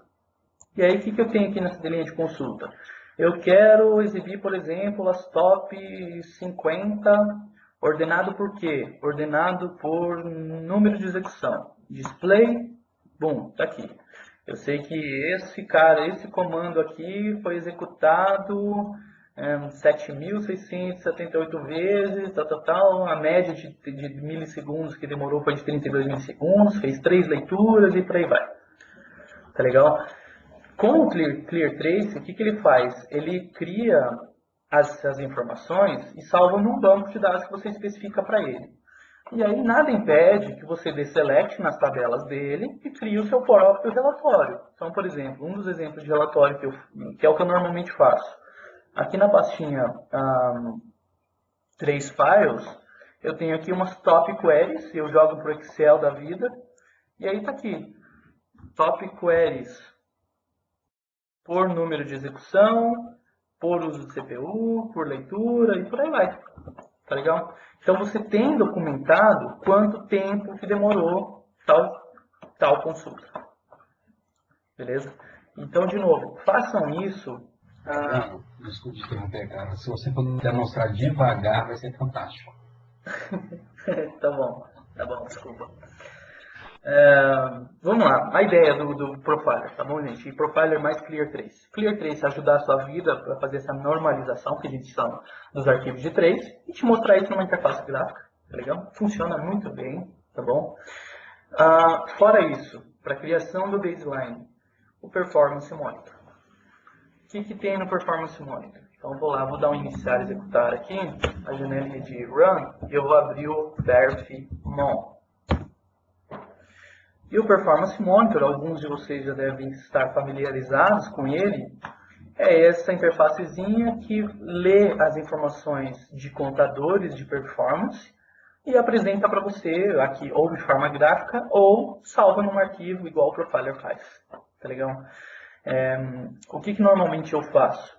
De novo, eu crio um Performance Monitor Data Collector Sets aqui. E aí o que esse cara é? É quase um server-side Performance Monitor, ok?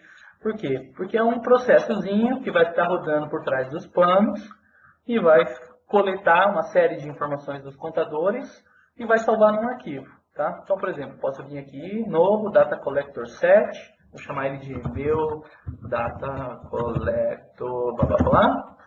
Não posso pôr pontinho? Tá bom, então não vou pôr pontinho. Vou criar manualmente. Performance Counter, Next. Quais contadores você gostaria de logar? Logar foi lindo. E aí eu seleciono aqui na lista de contadores, todos os contadores que eu quero analisar. Fabiano, quais contadores do SQL Server você monitora? Todos.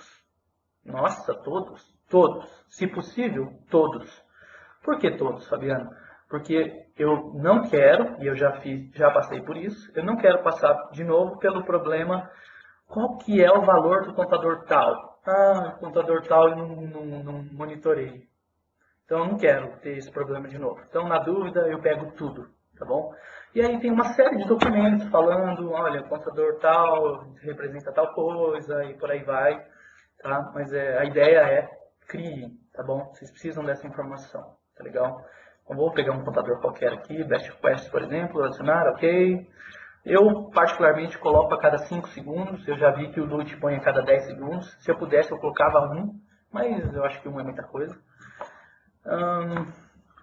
Vou salvar onde você quer salvar esse arquivo. Vou deixar nessa pastinha mesmo. Next, Finish. O que mais que eu faço? Aqui no Data Collector 1, propriedades, eu não coleto no formato binário.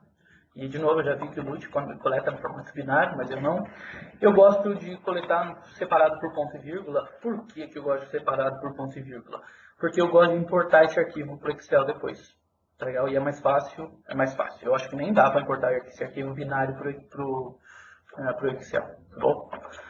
Então, eu altero aqui para com, separado por ponto e vírgula, aplico, ok, e fechou. Esse cara está monitorando, está lendo os dados e está salvando, quer dizer, não está ainda, porque eu não cliquei no play, né? Mas depois que eu clicar no play, que ele começa a ler os contadores que eu selecionei e escrever num arquivo. Beleza, depois que você tem isso, o que eu faço com um arquivo cheio de informação? Por exemplo, igual tem aqui, ó, Performance Files. Eu tenho um arquivo CSV aqui, ó, de 206 MB. Se eu abrir no Edit Plus, vamos lá. Que maravilha. Como é que eu vou saber, no meio dessa bagunça aqui, o que está bom e o que está ruim? Legal? De novo, eu disse que eu abro lá no Excel, lembra? E aí, o que eu faço? Eu não vou fazer agora, porque eu acho que a gente está com pouco tempo, tá bom? Mas eu já fiz agora há pouco, eu deixei pronto. O que eu faço? Eu vou lá em dados, tá aqui o Excel, para quem não conhece, olá, Excel. Dados de outras fontes, tá legal? Eu vou fazer aqui no Sheet 2. Data de texto, seleciono o arquivo CSV, legal? Dou importar, e aí sigo aqui o wizardzinho, falo para ele que ele é separado por ponto e vírgula, next, blá blá blá, finish. Depois que ele importa o arquivo, que aí ele vai importar desse jeito, eu incluo duas colunas. Uma coluna com o dia, baseado nessa coluna aqui, né? E outra coluna com a hora. E aí eu usei aqui a formulazinha para extrair parte do texto. Legal? Então, sem novidade nessa forma, eu leio o dia daqui e aqui eu leio a hora daqui. Beleza? E aí o que eu faço? Seleciono tudo, Insert, Pivot Table. Legal? E aí o que eu tenho depois que eu crio uma Pivot Table? Eu tenho isso aqui. Nossa, mas o que é isso? Vamos lá. Eu tenho aqui todas as colunas. Legal? E aí o que eu fiz? Vou tirar daqui. Vou fazer de novo para vocês verem. Joga fora, joga fora e joga fora. Olha só, eu tenho todas as colunas e os contadores aqui. Legal? Eu pego a coluna dia, coloco como coluna, por exemplo. A hora eu arrasto nas linhas. E aí eu tenho aqui os dias e as horas. E aí eu escolho o contador que eu quero analisar para ver a performance. Por exemplo, naquele caso eu tinha selecionado informação do processador, aqui, total tempo do processador. Beleza? Então eu vou pegar esse cara, colocar como valor. E reparem que vocês precisam mudar isso aqui, porque ele vem com o padrão count ou sum. Muda para média nesse caso, né? Eu quero a média por hora, por dia. E aí, lindo, eu sei que a média aqui foi de 50 segundos, 50%, tá vendo? Aqui eu tive um pico de 67%. Cara, aí é criatividade para brincar no Excel, concorda? Porque eu poderia, por exemplo, olha que lindo que fica. Selecionar tudo isso daqui. Vim aqui em Home, formatação condicional. E aí colocar essas barrinhas aqui. Olha que lindo que fica. Nossa, maravilhoso. Eu já sei aqui, só de bater o olho, que aqui ó, tive um pico no dia 3, às 10 horas da manhã, de 67%. O que mais que eu posso fazer? Eu posso criar o gráfico. Como que faz para criar o gráfico? Só clicar no Pivot Chart, selecionar o tipo de gráfico, ok. E aí, olha que lindo o gráfico. Nossa, o que está aparecendo nesse gráfico, Fabiano? Está aparecendo, e olha aqui, por dia, qual foi o uso de CPU.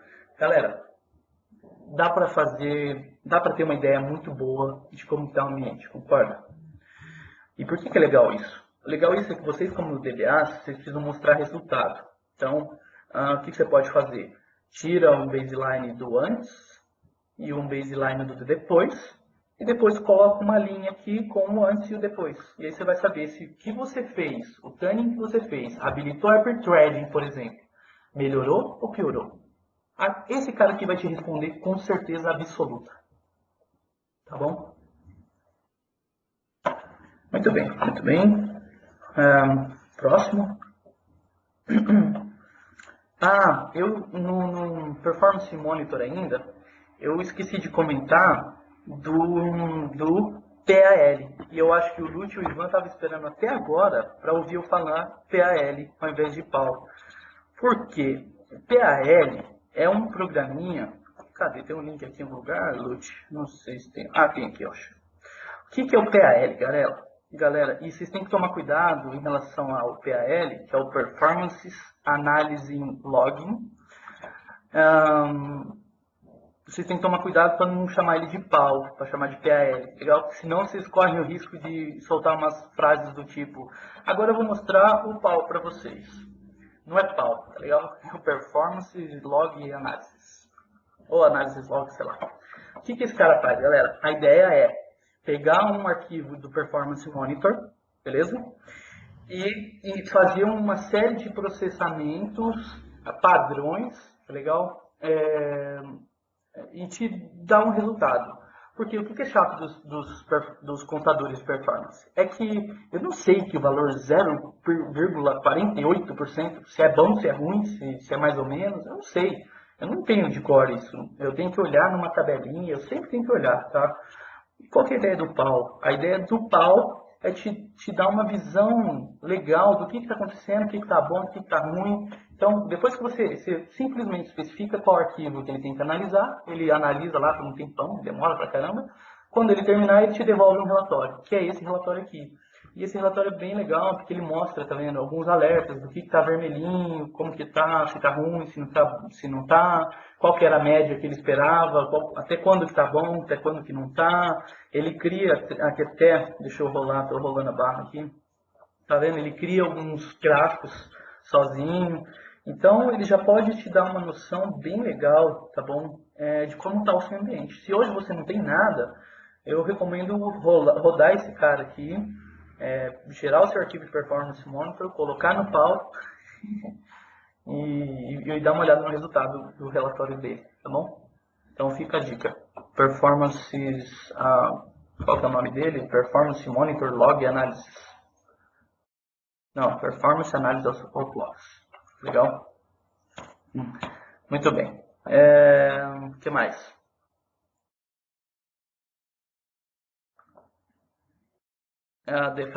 Defrag Loot. Ok? O Lute vai falar e depois eu volto para falar sobre... Ou melhor, já falar agora. Eu vou falar agora, tá, Lute? Depois você fecha com o defrag, tá bom? Fala logo, até porque a gente tá ficando sem tempo, nem sei se vai dar tempo. Qualquer coisa eu falo, só sinto rapidinho. Tá bom. O que mais tem aqui, galera?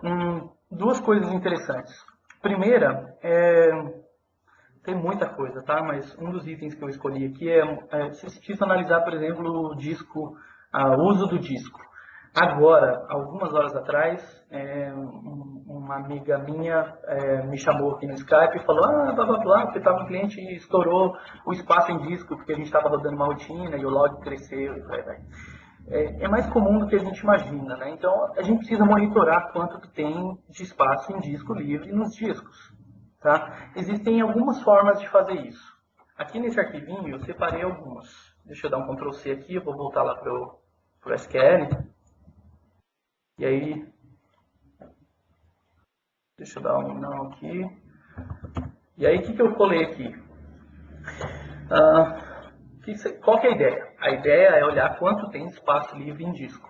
Legal? E criar um alerta para falar... Olha, o espaço está acabando, criar um job que dispara um e-mail para mim me avisando, ok? Antes de acabar. Como fazer isso? Bom, no SQL, era o que era mais comum antigamente da gente fazer, era usar XP, Fixed Drives, que retorna o seguinte. Retorna as informações dos discos e o espaço livre. Beleza? Com isso aqui já dá para ter uma ideia do que eu quero, né? De quanto espaço livre eu tenho. Mas se eu quisesse ter, por exemplo, um percentual, aí aqui já não dá, porque eu não sei qual que é o espaço total. Então, ela é bem limitada. E uma outra limitação dela é que ela não retorna informações de melting points. Então, se você definiu lá os discos com melting points para economizar letrinha lá, por exemplo, esse cara aqui não vai retornar. E aí que entra o nosso amigo querido PowerShell, que o Laert, por sinal, vai fazer um webcast. O Laert me perdoa, mas eu não sei quando vai ser. Depois você fala aí no que eu falo pra galera. Eu acho que é semana que vem, tá bom? Mas o Laert vai fazer uma apresentação sobre PowerShell. Então, super recomendado para vocês assistirem. PowerShell assim, é um outro mundo que a gente nem pensou em cobrir nesse treinamento, nessa webcast, porque ia precisar de muito tempo. Legal? E aí, qual que é a ideia? A ideia é rodar isso via PowerShell com WMI, ok? E retornar essa informação. Por exemplo, eu vou pegar esse código aqui, que é esse que está aqui atrás, aqui, ok? E isso aqui é um select, beleza? Eu vou rodar esse select via PowerShell e aqui eu quero rodar de dentro do SQL, tá bom? Então, por isso que eu estou rodando com HTTP Command Shell. E aí, o que ele me retorna? Eu espero que funcione. Legal? Aí me retornou as informações aqui do volume tal, capacidade e o espaço livre. E isso aqui retorna, inclusive, melting points. Beleza? Aqui era só para dar uma ideia para vocês de que é possível fazer isso via PowerShell. Ok? E é até mais recomendado, claro, fazer via PowerShell. Tá bom? Alguns cuidados, rapidinho aqui. Cuidado em relação a rodar isso de dentro do SQL, porque você pode ter alguns problemas chatos. Então, por exemplo, se você chamar a GWMI aqui incorretamente, por exemplo, se eu chamar assim, ela fica esperando eu falar 1, 2 ou 3. Ela abre um consolezinho lá, esperando eu digitar alguma coisa, mas como não dá para digitar aqui de dentro do SQL, esse cara aqui vai ficar aqui para sempre. E, inclusive, se eu der um stop aqui, ele não para nunca. Tá legal? Então, essa seção do PowerShell que foi aberta de dentro do SQL vai ficar aberta para sempre. E qual que é o problema disso? O problema é que se você, por exemplo, eu vou até dar um new query aqui, número da sessão é 57. Eu vou dar um kill, ó. Kill 57. Matou. Não, matou não, ó. Tá vivo aqui o lazarento. Ok? Ah, tá. E ele vai ficar vivo para sempre, tá bom? Você vai ter que fazer abrir lá o gerenciador o Task Manager, né? E procurar por PowerShell aqui. Coincidentemente, eu só tenho um PowerShell aberto. Mas se eu tivesse vários, como é que eu ia saber que é o que foi aberto pelo SQL? Então, cuidado. Dá, tá? Uma alternativa seria usar lá o Process Explorer lá da Sys Internals. Eu não vou entrar muito em detalhes, mas esse cara aqui, se eu ordenar aqui por SQL Server, deixa eu procurar o SQL. Então tá aqui, ó, serviço do SQL. E reparem que legal que ele mostra numa árvorezinha. Então eu sei que esse processo aqui foi aberto por dentro desse serviço do SQL. E aí sim eu poderia vir aqui e dar um kill. Beleza? E aí ó, a sessão morreu, realmente, tá? Deu desconnected aqui. Então cuidado, tá bom? Só fica a dica aí. Por último, não menos importante, Default Trace. De novo, se vocês não têm um baseline, um checklist hoje, esse cara pode ajudá-los. Ok? O que é o Default Trace? A partir do SQL 2005, quando você instala, sobe um serviço do SQL, por padrão, o SQL já cria um trace server-side e fica monitorando uma série de contadores. Tá legal? Por exemplo, deixa eu ver um server-side trace, cadê você? Eu acho que aqui eu tenho o select. Vamos lá. Esse select aqui me retorna todos os traces, ok? Que está rodando na minha máquina. Então, só para vocês visualizarem, eu dei o select aqui na fn get trace, ou fn trace get info com default, e ele me retorna todos os server-sides que estão, server-side trace que estão rodando. Alguém quer falar alguma coisa aí? Não? Tá. E aí, ó, reparem que tem um trace, que é esse trace ID 1 aqui, que está salvando na pasta tal. Então, eu vou dar um Ctrl C aqui e vou abrir essa pasta.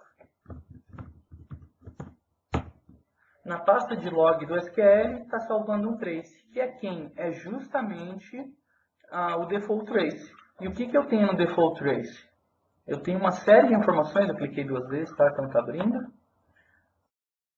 Eu tenho uma série de informações aqui do tipo, quando que um objeto for criado, por quem.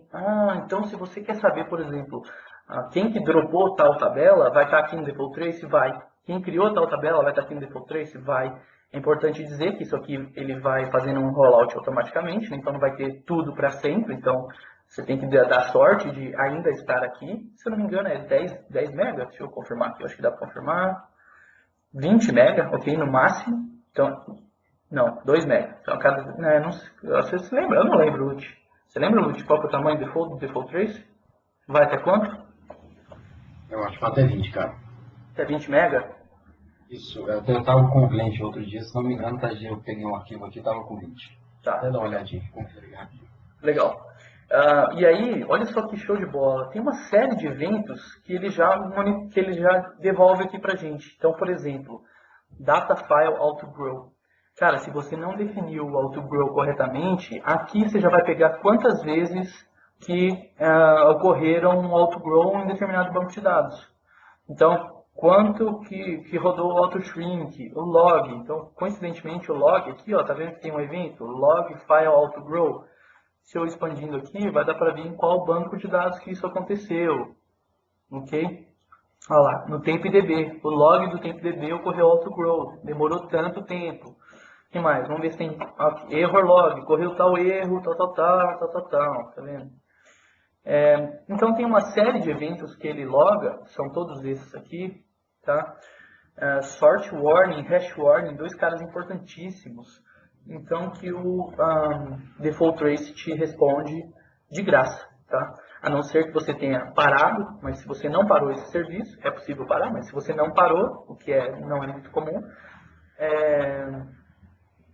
você tem essas informações. Então, esse cara pode te ajudar, vai ser seu amigo, um amigo bem-vindo, tá legal? Eu acho que é isso. Deixa eu voltar lá para a sessão. Nada está sendo compartilhado. PPT. Ok. Aí o Lute eu acho que vai fazer mais uma demonstração. Ou não, Lute? Eu acho que não, né? Não sei. Isso não, tá um pouco em cima da hora. Só vou fazer um comentário. Tá. Pessoal, algumas coisas que o Fabiano disse aqui, só confirmando, realmente o Default Trace, por padrão, ele tem o tamanho máximo de 20 MB, tá? Ele vai fazendo rollover em cima do Default Trace. Na dúvida, né, o Fabiano comentou, o Lute faz assim, eu faço desse jeito, vocês podem fazer do meu jeito, tá? Tô certo, o Fabiano tá errado. Mas você mencionou a questão do quando você pega no perfilmão e gera um arquivo em binário, Dá para a ferramenta, o Relog faz isso. Uma ferramenta do sistema operacional, você pode fazer a conversão de CSV, juntar arquivos, fazer muito bem. especificar. Legal. E o binário é legal que dá para integrar ele com o Profiler, lembra? Que você consegue visualizar lá dentro do Profiler o que estava rodando. Então, fica a dica aí também, né? Legal. Boa. Tá legal. Pessoal, da minha parte, né, só que eu ia mostrar, minha única demonstração rapidinho, eu não vou nem gastar muito tempo, porque a gente já tá atrasado. Eu vou só compartilhar rapidinho aqui no meu desktop. Sempre que a gente fala de manutenção de índice, né, fala de tirar fragmentação, e dar um belo exemplo aqui, né, daquela sua chave primária em cima do Unique Identifier com o new ID, né, que fragmenta a tabela inteira. Cada um tem um script, né, para não, vou fazer rebuild dos meus índices, né, gerei um script, peguei na internet, por aí vai. A recomendação que a gente tem, que é o que eu tenho, né, eu bato muito em cima disso. Primeira coisa, gente, fujam daquelas recomendações. O fill factor padrão é 80%, então você vai aplicar isso para todo o índice. Corre disso, gente. Por quê? Porque tem tabela grande, tabela de histórico, que você não tem essa fragmentação.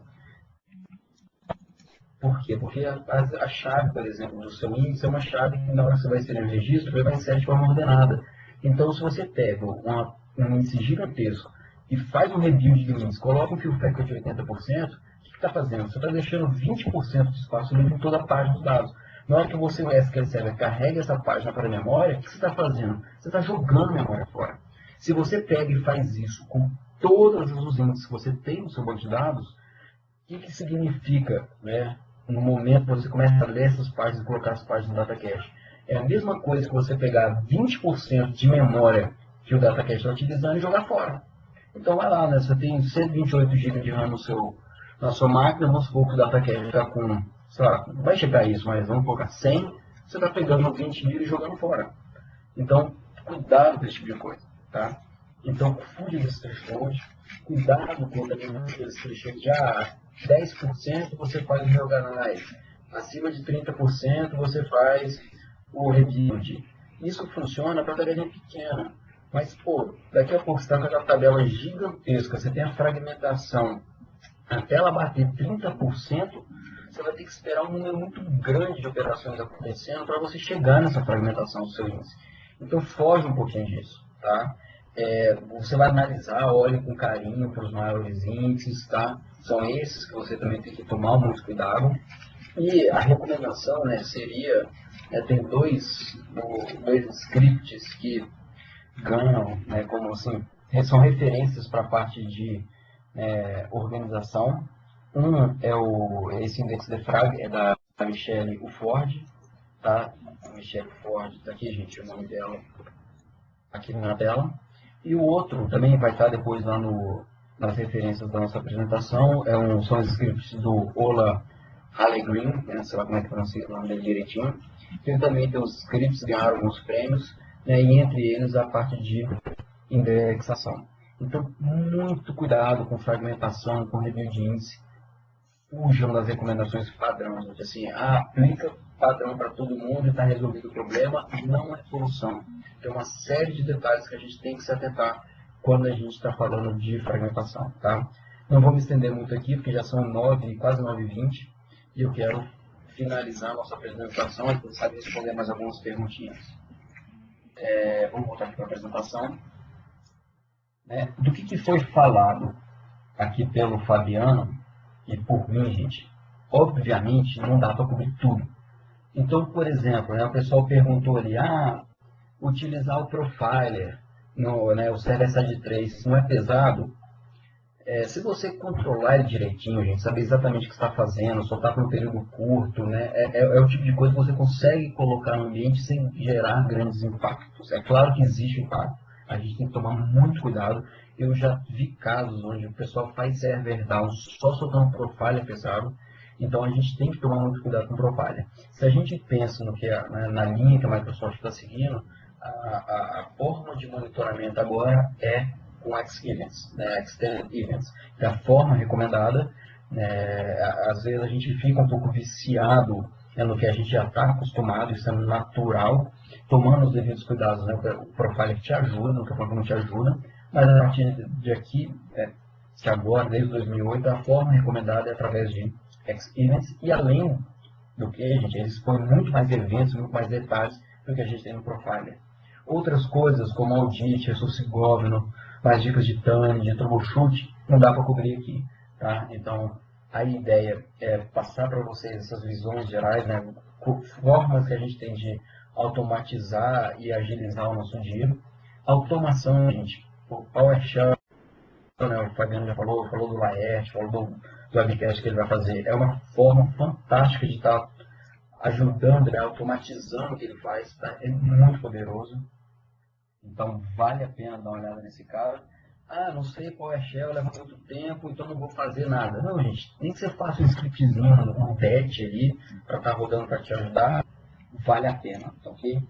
Além disso, isso eu coloco, eu me cobro muito, ferramentas de terceiros, eu sou muito, gosto de fazer as coisas muito na mão, mas de vez em quando tem uma ferramentazinha, né, que, às vezes o preço dela é um preço baixo, justifica o investimento e ajuda demais vocês. Então, às vezes, uma ferramenta de monitoramento, sei lá, ferramenta para agilizar a escrita de código, né? Tem Redgate, tem Quest, por aí vai, pode ajudar o seu dia a dia. Então, levanta a cabeça, dá uma olhada.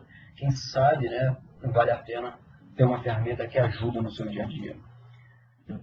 Isso aí, para quem já viu a apresentação das QSR 2012, né, tem slide da apresentação que fala das novas funcionalidades, vamos dizer que a gente aplicou a mesma ideia. São uma série de coisas que a gente discutiu aqui, outras nem deu tempo. Então, né, monitoramento de cuidados do DBA, a listagem é gigantesca. A gente tem um serviço na Nimbus, né, que eu e o Fabiano, a gente trabalha em cima dele, que é a checagem do ambiente, que a gente chama de check DD, né, em alusão ao check DD. E na nossa listagem, os pontos de verificação hoje já estão passando mais de 1000 pontos de verificação que a gente tem lá, que a gente tem que tomar cuidado. A gente imagina, 1000 pontos, é muita coisa. Então, assim, é claro que não dá para a gente cobrir sempre 100%, mas a gente tem que ficar atento, tem que ficar acompanhando, tem que ficar monitorando os ambientes. E no fim, gente, vida de DBA não é fácil. Acompanhando no Twitter, o pessoal está usando muito essa combinação de hashtag, né? A vida de DBA às vezes é não ter vida, porque você passa a madrugada, vira, noite, né? E você tem que tomar um pouco de cuidado para você, porque, gente, para você não dificultar ainda mais a sua vida. Então, quanto mais a gente puder automatizar, puder tomar cuidado, evitar de viver no caos, porque tem DBA que vive no caos, é melhor para evitar. Daqui a pouco você está usando essa hashtag aí, né, gente? Então vamos lá, porque eu quero todo mundo inteirinho aos 40 anos, ninguém em cadeira de roda e obeso por conta de ter uma vida de DBA. A gente pode controlar isso melhor. Tá? E aí, no fim das contas, faça bem feito, faça uma vez só. Tá? É a melhor recomendação que tem aqui para vocês. E se você fizer tudo certinho, você vai conseguir cobrir 100%. Nem brincando, né, gente? Então a gente não é inocente, a gente nunca vai conseguir cobrir 100%, mas tomara que a gente chegue perto desse número, ok? Bom, algumas referências, né, do PAL, aproveitando, né, gente, o Fabiano esperou até depois de 9 horas para expressar o seu sentimento com essa ferramenta. Tem também o Clear 3, outros scripts, né, que a gente utiliza, que eu mencionei, da Michelle, é o SQL Full, e do Ola Halegman, tá aí. E fora isso, tem os nossos treinamentos. Ai, meu Deus do céu. Gente, olha só, tá vendo? Vai ficando tarde, o Fabiano vai se empolgando. Fora isso, a gente tem, né, os nossos treinamentos da Nimos, né? Vou fazer o nosso marketing aqui agora. Então, se quiser. O Fabiano é meio fraquinho, tá, gente? Então, vocês podem ser mais condescendentes no treinamento dele. Mas se tiver treinamento comigo, a gente costuma saber o que tá falando. Legal? E treinamentos são muito mais avançados. Nada daquele estilo mock que vocês veem por aqui, né? Bom, por fim, gostaria de agradecer a presença de todas. Eu estou vendo que tem algumas perguntas aí no painel de QIA. Deixa eu ver se dá para responder aqui rapidinho. Antes da gente parar, porque daqui a 2 minutinhos, 3 minutinhos a gente tem que parar, porque a gente tem outra reunião agora com o pessoal da Microsoft. Vamos lá, ô Lute, tem uma para você. Posso falar aqui? Qual o nome do software que o Lute usa para converter o binário? Eu não sei do que o Alexandre está falando, não. O que é isso? Tá, ele está falando do TFMON, para fazer as conversões. Ah, legal. É o Relog. Eu coloquei aí para vocês. Legal. Tá? Esse é 20% operacional, você consegue fazer manipulações, né, do que está no TFMON. Show. Vai lá.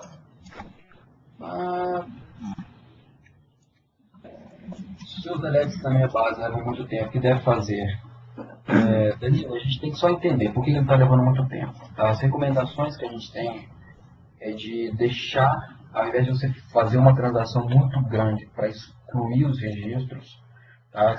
Que vai levar muito tempo, que vai ser uma transação atômica, vai impactar muita gente, é trabalhar com transações menores. Se o seu delete é um registro pontual e está levando muito tempo para fazer essa exclusão, pode ser ou você tem uma quantidade muito grande, às vezes, de outros índices que ele tem que sofrer a manutenção, você vai estar esperando, ou você está ficando bloqueado, ou seja, a gente teria que fazer essa análise. Agora, o que acontece muito frequente, a pessoa vai fazer os pools de dados, então eles vão lá, pegar uma massa muito grande, vão apagar essa massa, exclusão mesmo, e aí acabam fazendo o quê? A transação fica grande, você começa a pegar muitos bloqueios, você tem um lock escalation, você está bloqueando a tabela inteira, daqui a pouco você está aplicando contenção até a sua instrução acabar para todo mundo que quer acessar aquela tabela. Então isso é um cenário muito comum. O Alex está pedindo recomendações de algumas ferramentas, né? A gente tem nossos próprios scripts na Nimos, a gente tem muitos scripts novos que a gente utiliza. Fora isso, a parte do SQL to Belt da Redgate acho que ajuda muito no dia a dia, quando a gente, para acelerar, né, os trabalhos que a gente faz.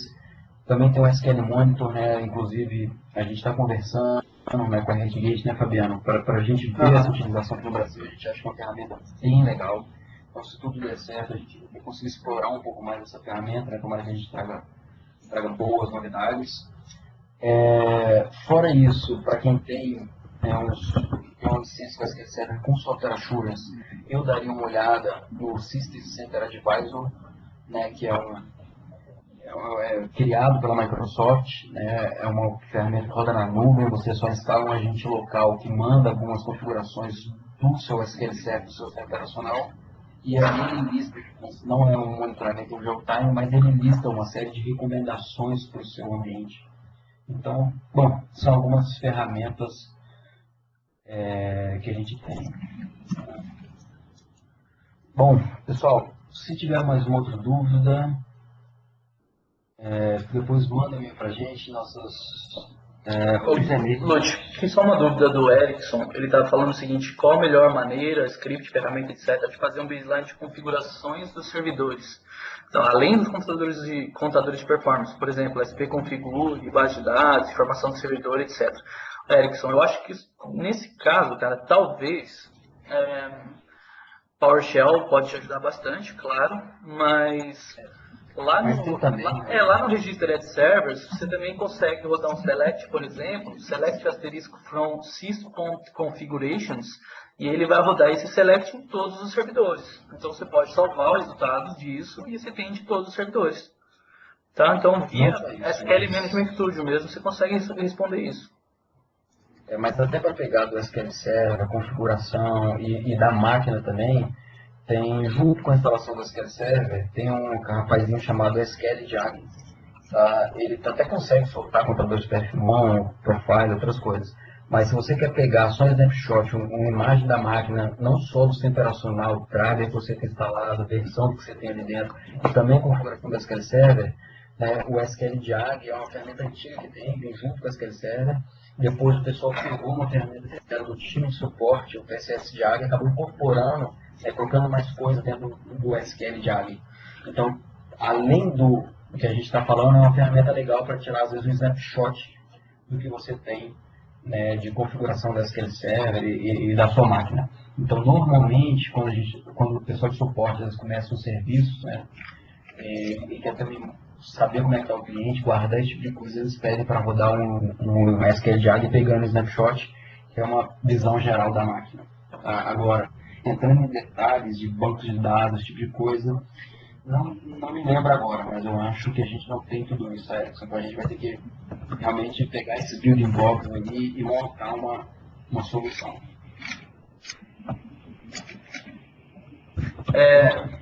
Legal. Não, é isso, Fabiano. Vamos fechar, porque senão a gente não chega para o outro evento. Tá bom. Gostaria de agradecer a presença de todo mundo. Desculpa qualquer coisa, a ideia da gente fazer um webcast da Nimbus é também fazer uma coisa um pouco mais interativa, um pouco mais leve e passar um pouco do que a gente vê no dia a dia para vocês. Importante, galera, não vai embora não. Responde esse pool. Responde aí. O que vocês acharam do webcast? Depois a gente tem a ideia de pegar e colocar uma enquete para ver, né, sobre o que mais vocês querem ver. A gente já tem uma ideia lá no blog do Fabiano e saber como é que a gente pode melhorar, qualquer frequência disso, e a gente vai batendo um papo. E